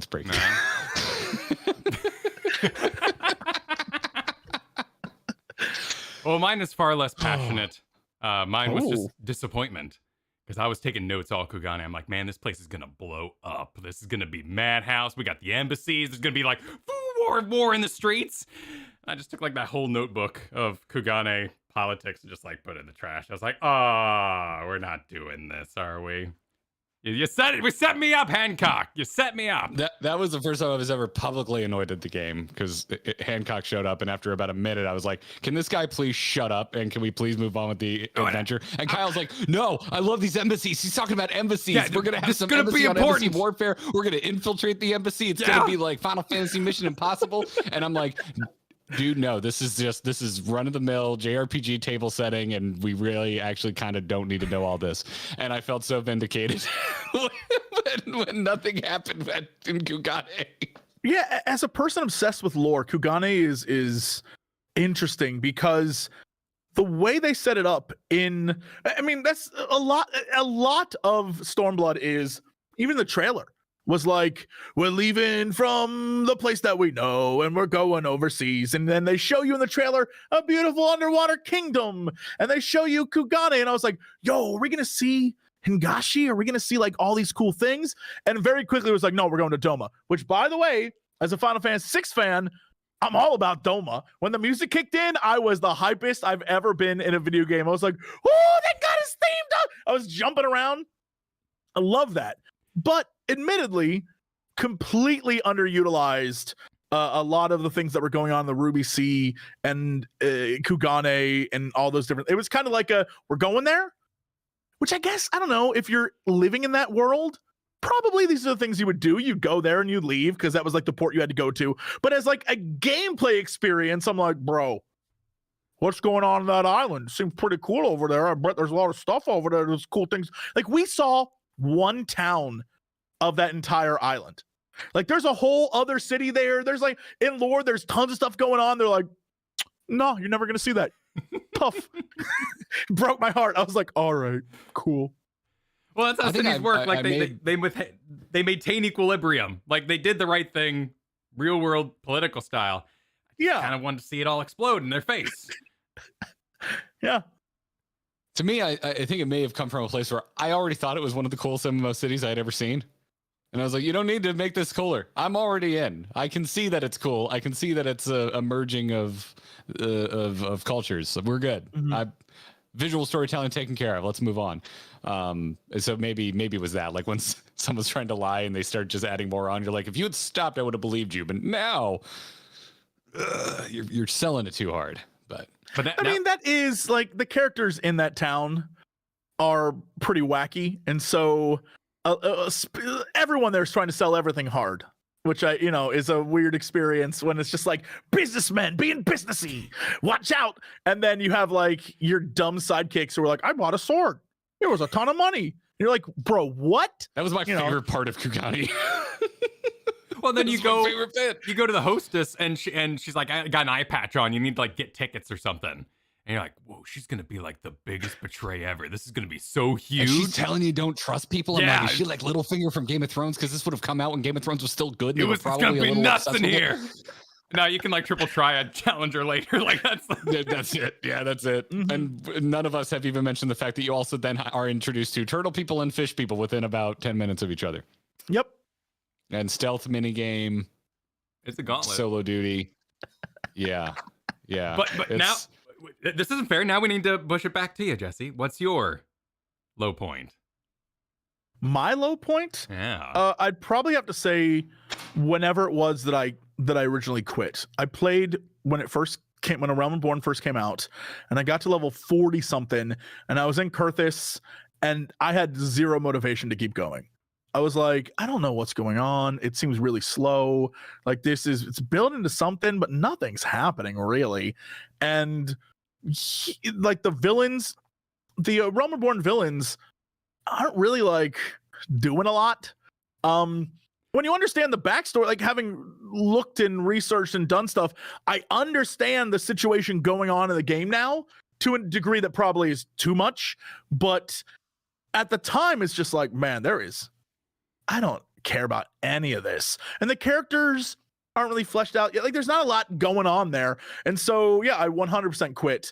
It was either right before Garuda, I think, is when I quit. And so I was just like, I just don't care. And then I came back, and I think because I was doing it on stream was kind of the push to keep it going. And at a certain point, I realized I wasn't playing it on stream for the audience. I was just kind of like doing it for me at that point. I was like, I'm loving this. Yeah. And I don't know when that happened. I don't know when the transformation was, but it was clearly sometime after 2.0. But I was in before 2.55 when I think like a lot of people are suddenly in. And so I don't know, somewhere in there, I was just like, I think I love this.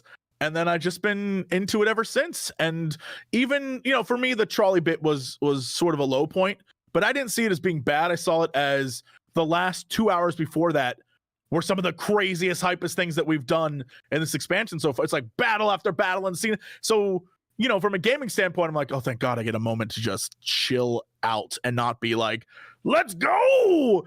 And yeah, it's sort of like a little calm you get. I'll leave it at that. Mm-hmm. Little and favorite moment, I guess, in the parts we've done up to favorite moment up till Trolley Town. Yeah. Okay, good note. My favorite moment, man.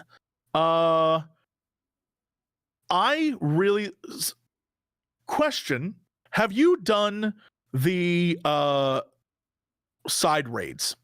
All of them? Yes. All of them. For some reason, I don't know why. Like, I don't know why it hits me the way it does, but the Diablos fight in the last dungeon of the second raid series. That does. Oh, damn it. Chat, you're right. Oh, man. Omega also. Like, that whole storyline as well. Oh, man. I was going to say, for some reason, the Diablos fight at the end of the Void Ark story, the one where you're like, anime ball juggling, like that thing is super fun to me for some reason. Love that bit. However, chat reminded me Omega exists, and being able as a Final Fantasy fan to go back and not only play all of these ridiculous fights that I knew, like the train fight as a kid was my vibe. I suplexed that train so many damn times. I will say the fact that you can't suplex the train in Final Fantasy XIV is upsetting, but it's whatever. That whole thing I loved. And for some reason I am have you done the extreme of the last Omega fight? No, we've been warned. Like it's something. No, the lobbers. The lobbers. X-Death. Oh no, it is like actual Omega, the savage mode. It is the coolest, most over the top, ridiculous damn thing I've ever played in my entire life. It's so hard, but at the same time, the music they have is like the live orchestra version of the theme, and it goes so hard, and it's just nonstop, like in your face. For the strategy that we finally beat it is, I guess, people kill themselves on purpose. Like, in order to beat it, there's an ability where it's like he does it, and it's like, no, just run off the edge and we'll resurrect you. Like, that's how you defeat it. I was like, I feel like that's not how you're supposed to do this, but that's how we beat it. And I'll be real, very cool, very, very cool. Damn. Were you red mage? Yeah. You play red mage, right? No, yeah, I'm a main red mage, but I switch between stuff all the time. Like when we did ultimate Ultima, which is a weird thing to say. When we did Ultima, I wanted the axe. So I was like, yeah, I guess I'll go as warrior. And I'm not a skilled warrior, but I had to learn real quick for that fight and things like that, where I mean, at this point, I've got every single job except for one up to 90. I'm going through on Samurai and doing the questing that I never did. I'm a crazy person. I just finished Ruby C in Stormblood. I've done every single zone up till then. I've gotten every single card, every single I'm just full on crazy person mode, and every yellow quest. And people are just like, "Why aren't you streaming that?" It's like, I don't even want to do it. It's an obsession that I have. So I'm doing it off stream, and I'm just like, when a video is rendering or something, I'm just in the game doing the things. I'm just clearing the map, and yeah, I'm having a time. I can't say good time, but I'm having a time doing it. And I didn't realize this, but in Shadowbringers and in Endwalker, they do this. And I didn't realize, I guess they started this in Stormblood. If you do all the yellow quests and zones, eventually you'll get to several quest chains, where it's like one quest, there's this quest giver and you go through their chain, and then you'll meet another quest giver from another town and you go through their chain. And then when you've done all the quests, a special quest happens where it's these two characters and you're now with them on another adventure. And I think that's really fun. I did not know that was a thing. And because I've done a lot of the Endwalker and Stormblood's Shadowbringer zones and completed those, and I saw those, I was like, oh, that's so cool. Did not realize it's a thing that started in Stormblood, I guess. And so you get an extra bonus story. And sometimes they're not all that great. Like one time, one of the quests that I'm doing right now in Stormblood is literally just a guy's trying to be a fisher and he sucks at being a fisherman, and then a pirate's gonna help him, and then you do the two quests and they come together, and it's the pirate and the fisherman have a solution to save this one town. And it's not a crazy good story, but it's a fun little. Meanwhile, there's other ones that are just remember that thing that you thought was a nothing thing? It's actually awesome. And you're like, and the only reason why I even thought about that being an option of things to do is because they do a really smart thing in Shadowbringers and in Endwalker, which is, I guess they get rid of your class quests and they now do quests that are whatever, the melee this, and that's fine and dandy, and that's great. But they do a thing that is, if you level up all of these and you beat all of the role quests, we got something special for you. And that's fire. I'm not even gonna talk about it. I'm just gonna say, consider leveling up one of each. That's all I'll say. Okay, so when folks come in and we're doing a leveling stream and they're like, why aren't you MSQing? We'll be like, Jesse Cox told us. And you'd be right. You would be correct. We have to do this. You laugh in their faces because they clearly didn't do some of the coolest content in the game. It's bizarre to me that it exists and no one told me until they were like, oh, did you do this? I was like, what do you mean? They're like, trust me, you'll love it. Our current plan it changes is to do it before we to do the Shadowbringers role quest before we move on to Endwalker, and then also get prepared to do the Endwalker one. I would say the best thing you could do is, beat Shadowbringers, but then when you're done, level up stuff immediately. So when you go into 6.1 and all that stuff, you have get those role quests out of the way, because it will change your perspective on so much stuff. It's so interesting. Love it. Ooh. That's all I'm going to say. All I'm going to say. I think role quests might be their own video, Kyle. All right. Very well. Well, we started with the tank one. That was going places. That was touching things. Yeah. Now imagine that for all of them. All right. Well, dude, you've been very generous with your time already, so we're going to rapid fire through a couple that came in through our Discord for you. Sure, of course. Midnight from our Discord wants to know, how does it feel being on the other side of the reaction vampire equation and watching other streamers and content creators, like our fabulous GG boys, Midnight's words, not mine, go through the MSQ? I love it. I'm addicted to it. It is a weird thing that I like I said at the beginning, I cannot stop. I feel like an energy vampire watching other people. I've seen every single reaction video to the end of the last 3 expansions online. And I'm not saying maybe once a week I actively search for it. So if you're putting out content, I have probably seen it. Internet. So yeah. Oh, I love it. I love it. And I love seeing the way people react to different things, even if it's not the same way I would have reacted. Everyone's reactions are different, and it's fun to see the sort of the pitch that Final Fantasy delivers, and whether people swing or not is fascinating to me. I love it. That's awesome. Suna wants to know if you have a favorite non-spoilery moment from our stuff, from Garrett and Kyle. Oh my God. So I don't know what it is about me, but I have like a fascination. When I was younger, when Lost was still on TV, I would listen to this podcast all the time. It was these dudes who lived in Hawaii who were like, we live next to the set, so we see everything.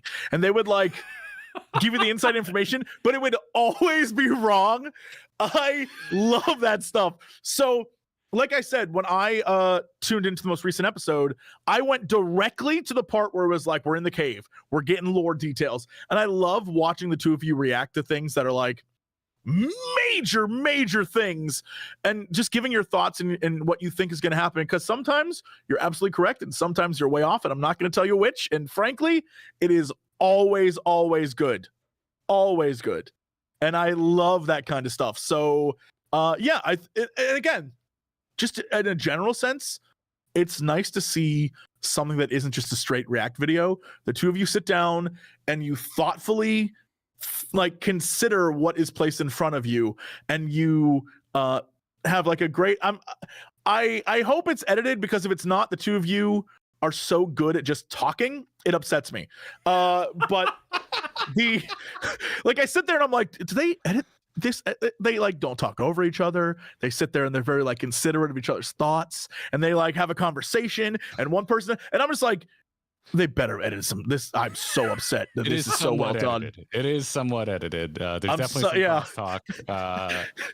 But sometimes there isn't, and sometimes we intentionally lead the crosstalk because we feel it sells our fervor in the moment. Yeah, well, the 5 minutes. I hate like it seems so good, and that's why immediately I was like, oh, I love these two. These guys are great, because watching the two of you just like really take a moment like to consider, oh, this thing happened, and now we're going to talk about what this thing means, not only to us, but like maybe to the game, and maybe and that stuff is something you rarely see anymore when it comes to just content creation. A lot of it is like, here's my hot take.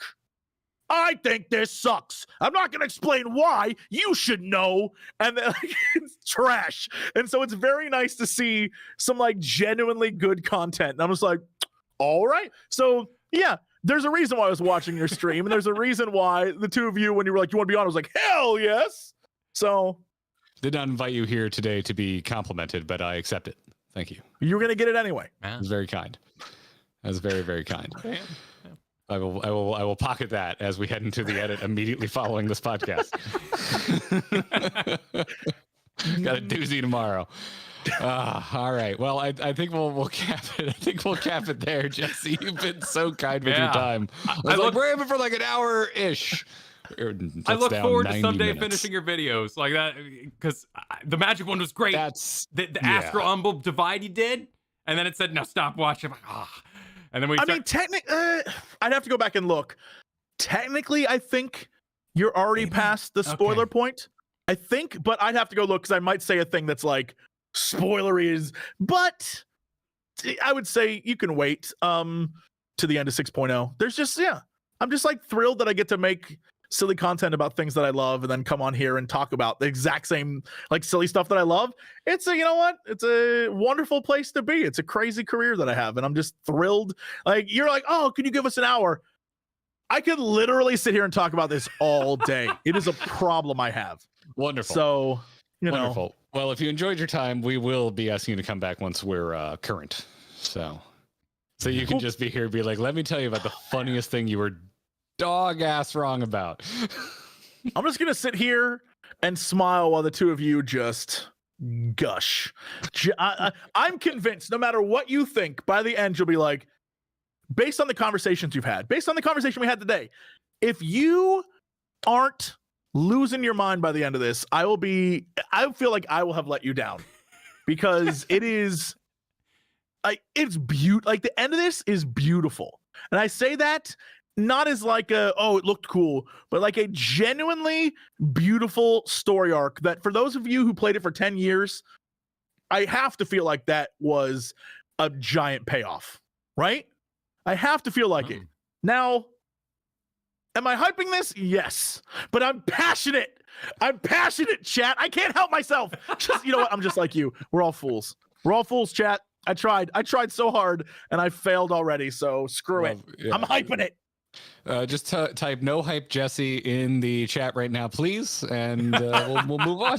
In lieu of smiles, in case there's spoilers, just type no hype Jesse. I love the passion. Yeah, dude, this has been a butt ton of fun, and I mean, it was a treat when you showed up last week in our chat. We're like, oh shit, Jesse's here. That was fun, and then it evolved in this, and this is as much as the internet can sometimes get you down. A little reminder here of sometimes the internet is a wonderful, magical place. So thanks for coming by. As our guests, if somehow people listening to the sound of my voice don't know where to find internet juggernaut Jesse Cox, where can folks find you? You can find me at Jesse Cox everywhere, except for Instagram, where I'm Notorious COX, because some dude who is a beautiful model is named Jesse Cox, and bless his sweet soul, he's probably really upset that when people search it, you get me first. I'm like, hey, what's up? And then he's over there like looking amazing. And I just want to say, sorry, sucker. Should have got there earlier.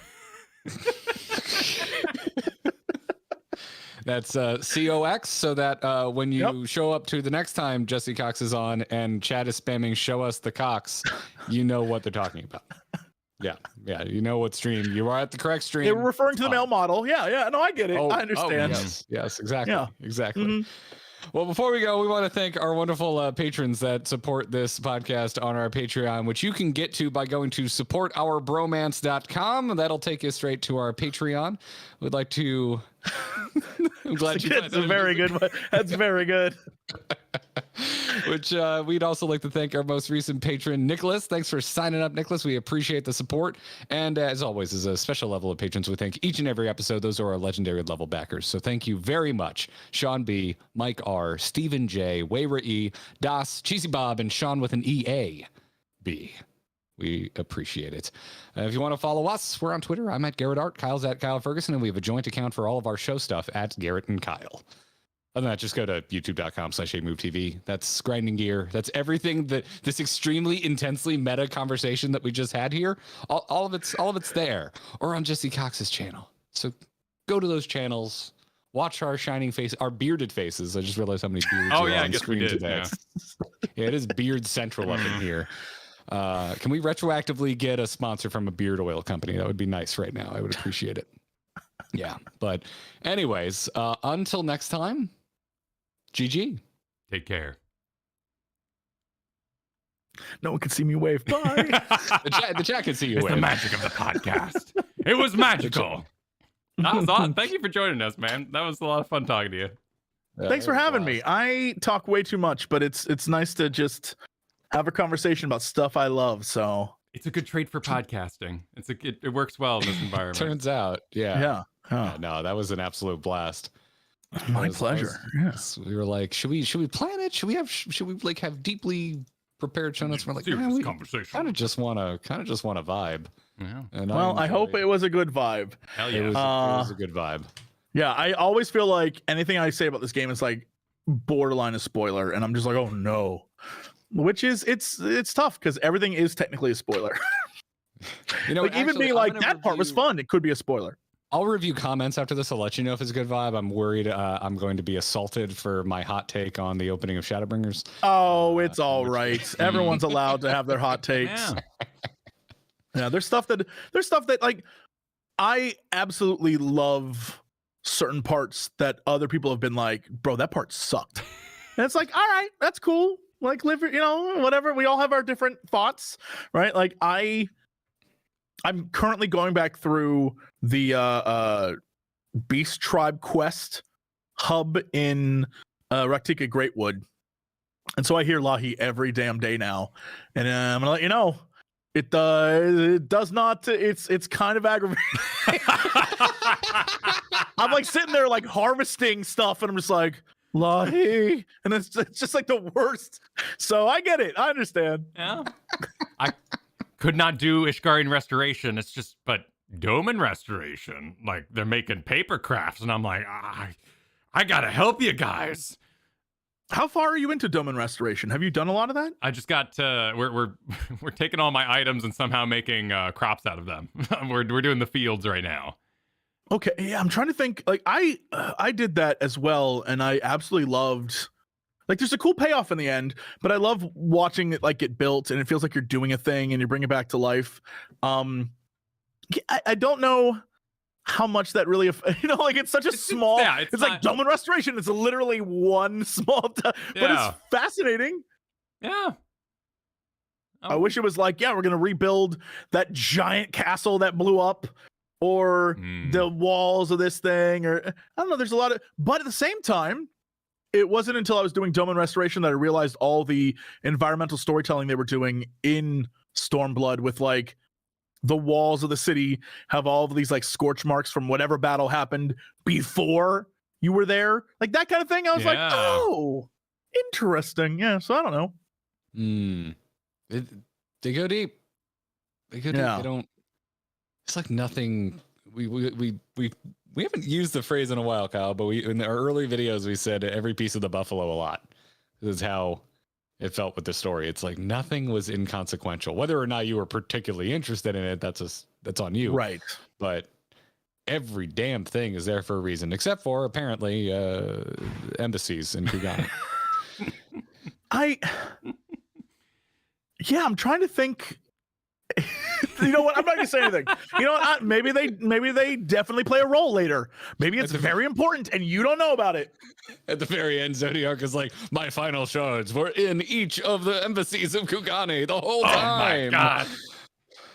That would be I mean, it totally. How did you know? Hancock, so that's what was going to happen. His glasses off and his eyes are black with a purple glow, and he becomes Zodiark, and tendrils come out of all of the embassies, and he Voltrons into a giant.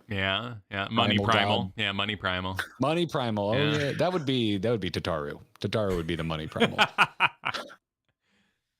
That would be it. Yeah. Oh man. Yeah. It's a hell of a game.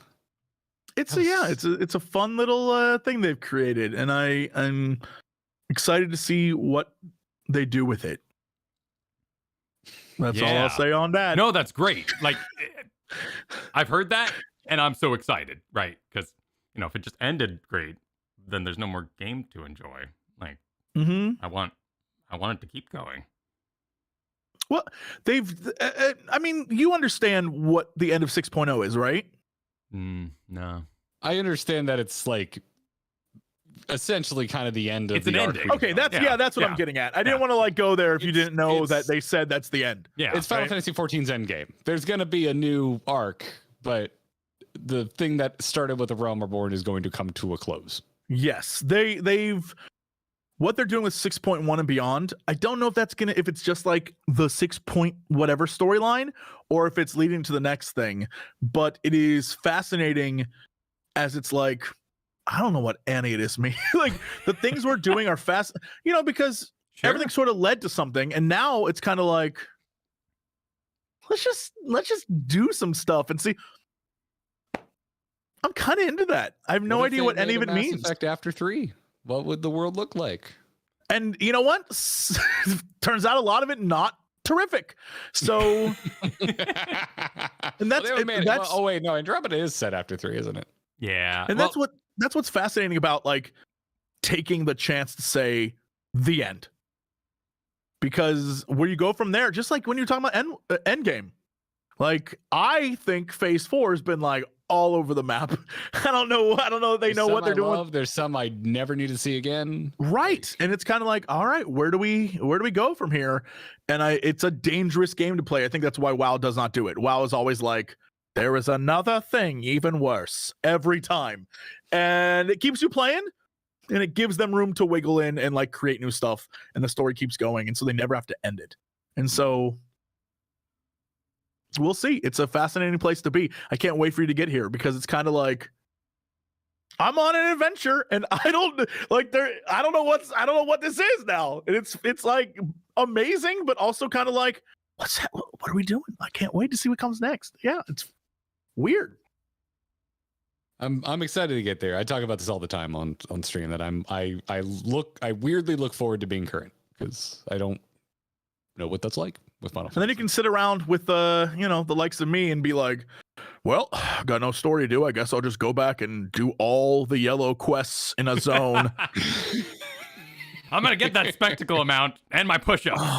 But this is why everyone is like, Garrett, when are you gonna do professions? I'm like, I have so much meat to eat right now. I will get to the sides.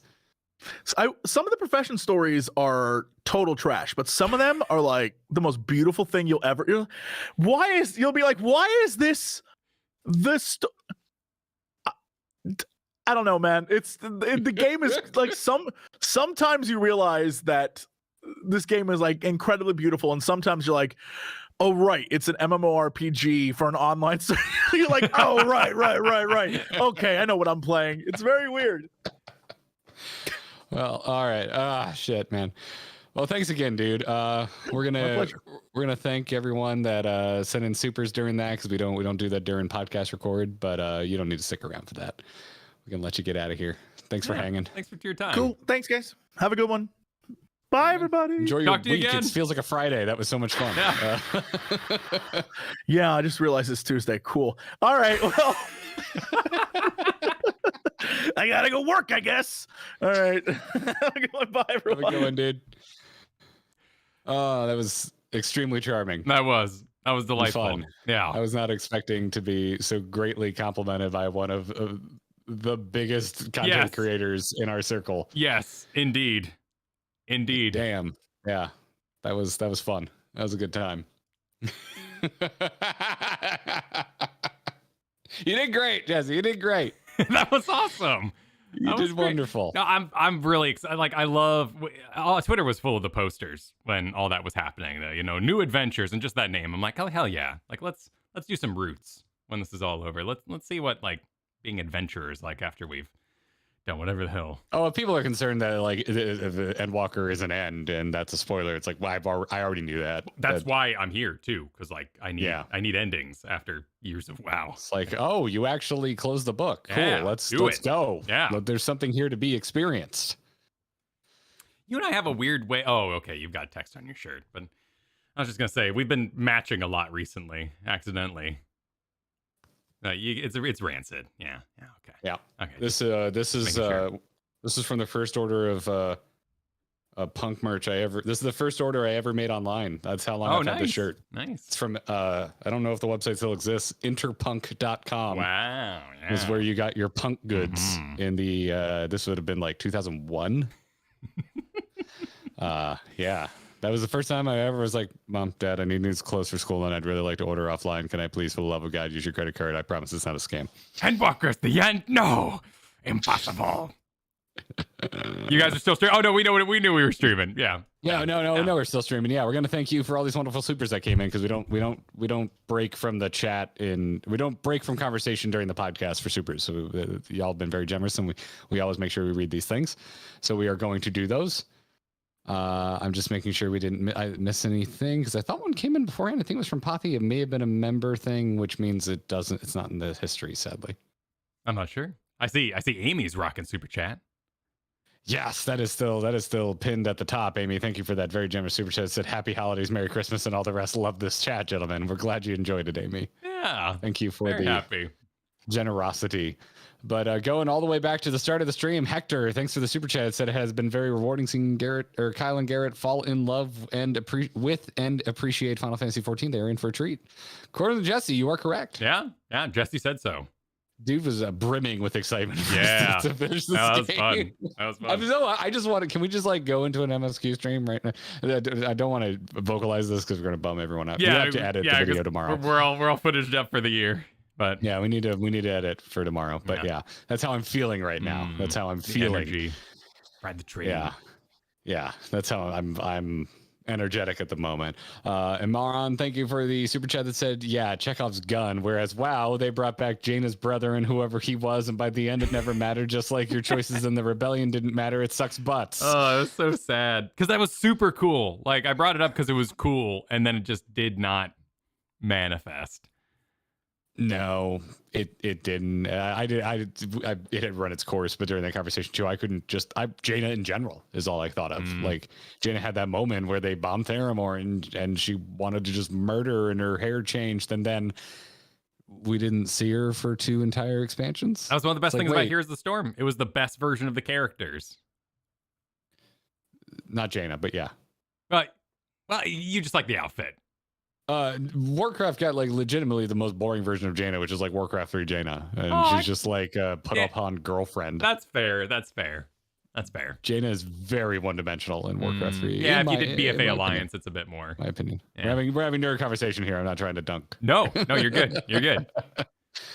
Yeah, Dreadlord Jaina. That is a great did skin. Have Dreadlord Jaina. You're right. That was a great skin. Did have coolest Jaina. Never mind. Okay. All right. You're right. Yep. You win, Kelly. Technically correct. Kit London super chatted for shame. Thank you for the shame chat, Kit London, earlier. Your Shadowbringers take, was that for? No, it was shaming chat. Over 1,000 watching, only 102 likes for shame. Yeah, it got us up to over 500 likes. Sure. Thank you. Which, by the way, as people exit, if you haven't subbed to the channel already, we'd really appreciate it if you did. Got a new video coming for you tomorrow. It'll be our last produced video of 2022. Yeah. Before we start we're just giving ourselves a little editing break for the holidays. But we're still streaming through the end of the week. Final Family gifted 10 damn memberships earlier. Nice. Thank you. Thank you, Final Family. I saw some thanks going out Final Family's way when that happened too. So thank you for thanking folks. Yeah. One Gunslinger super chat, a bit late chatting, but good day, y'all. Good day, One Gunslinger. Good to see you. Other such nonsense said, quoted the wonderful poets known as Rancid saying black coat, white shoes, black hat, Cadillac. Yeah, the boys are Lahi. That's my favorite rendition. I love the Lahi remix of Time Bomb. It really is good. It really is good. Of course. Liminal Space, thank you for the 5 gifted memberships. That's very kind. Much appreciated. Much appreciated. Very cool. You have a very cool avatar. I'm getting very close to look at this. I like your avatar. That looks sick. That's sick. Scaldy, thank you for the super chat. I love your content. Keep it coming. We plan to. Yeah. We plan to. We have a little break here. A little break here for the holidays. Yeah. We'll be right back. We'll be right back at you. Our Wojo said, thank you for your time, Jesse. You were awesome. I will forward that to Jesse. Yeah. Thanks for that. Oh, really? Appreciate it. Yeah. Jelani said, Jesse, you've been a fan of mine since way early 2010s. Great to see you with my GG boys. All 3 of you. Thank you for years of great free entertainment. That's badass. Oh, you're welcome, Jelani. Thanks for the support. Thank you for the super sticker, Final Family. I haven't seen that one. What is that? A Dance corgi? Fox. Oh, there you go. That makes more sense. I assume anything looks like that is a corgi. It's a tail. The tail's a little fluff. Yes, they don't have tails. Could be a curled tail, but yeah, I'm going with Fox. Okay. Kizco said, you asked if turn-based MMOs exist, and that reminded me that Wakfu is both a turn-based MMO and a TV series. Kyle, have you watched Wakfu yet? It's on the list. Like a real list that exists. A real list, not the polite list. Not the Captain America, like I'm a dad exists. Like this is a real one because this has come up a lot, and I'm excited to see Captain America, I'm a dad list? Yeah, he puts it on the list. I'll put it on the list with a little head shake, write it down. Okay. D. Jomi super chatted. My heart stopped when Jesse mentioned the Genova giveaway. We had our big giveaway on Saturday, and he's shown up to them in the past years with It Me JP. We're absolutely screaming. That's awesome. That's badass. That's really cool as hell. Jack Fox, thanks for the super chat. Question: does Garrett and Kyle is good at video games? No. Sometimes.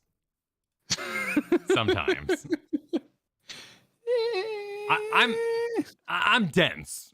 I'll learn, but on my own pace. So you will break through eventually. That's what last Friday stream was all about, figuring out Red Mage, and it worked. But it's marble in the sculptor for me. Learning is a painful process. Yeah. Yeah. And then Jeff H said, editing breaks are important. You guys do such amazing feeding work. Not sure what that was meant to be. And if you recognize that curse word, I like you. Oh. Well, so it's not a mistype. No. Oh, let's find out. I guess you don't like me then, Jeff. Now I feel Now I feel, what was this from? Very attractive and charming is what I got. Or what does it come from? Some sort of water reservoir. Hang on. I have no clue, Jeff. Google isn't helping. I tried. I'm going with attractive and pleasant to regard. I think we can go with that. I'm okay with that. Well, we got much in the edit box. Yes, that we do. A lot of editing to go. A lot of it was from Gaunt's Ghosts, a Warhammer 40k series. Dude, but did not pick up on that. If Henry Cavill Warhammer's going to explode, it's going to be Marvel all over again. Like that franchise is always going, just spamming games, shotgun approach. Can we make a game about it? Sure, why not? We don't care. We're Warhammer. Like, just put our property on it. But man, they could unleash a sleeper franchise, Warhammer 40k. Could be the next big thing. I'm into it. I'm into it. All right, well, we're going to bring the stream down now. GG, thank you so much all for watching. Thanks again. Make sure you go follow Jesse Cox if you're not already, because that was awesome. He spent a lot of time with us. That was fun as shit. So yeah, and if you haven't subscribed, please do. As we move up as we chase that subscription number. I want a plaque one day. Oh yeah, plaque would be great. All right, bye everybody. It'll be weird when we get there though, because they don't only send you one. True, we'll share it. Bye. I'll do 6 months here, 6 months there. Ship it, hope it doesn't get damaged.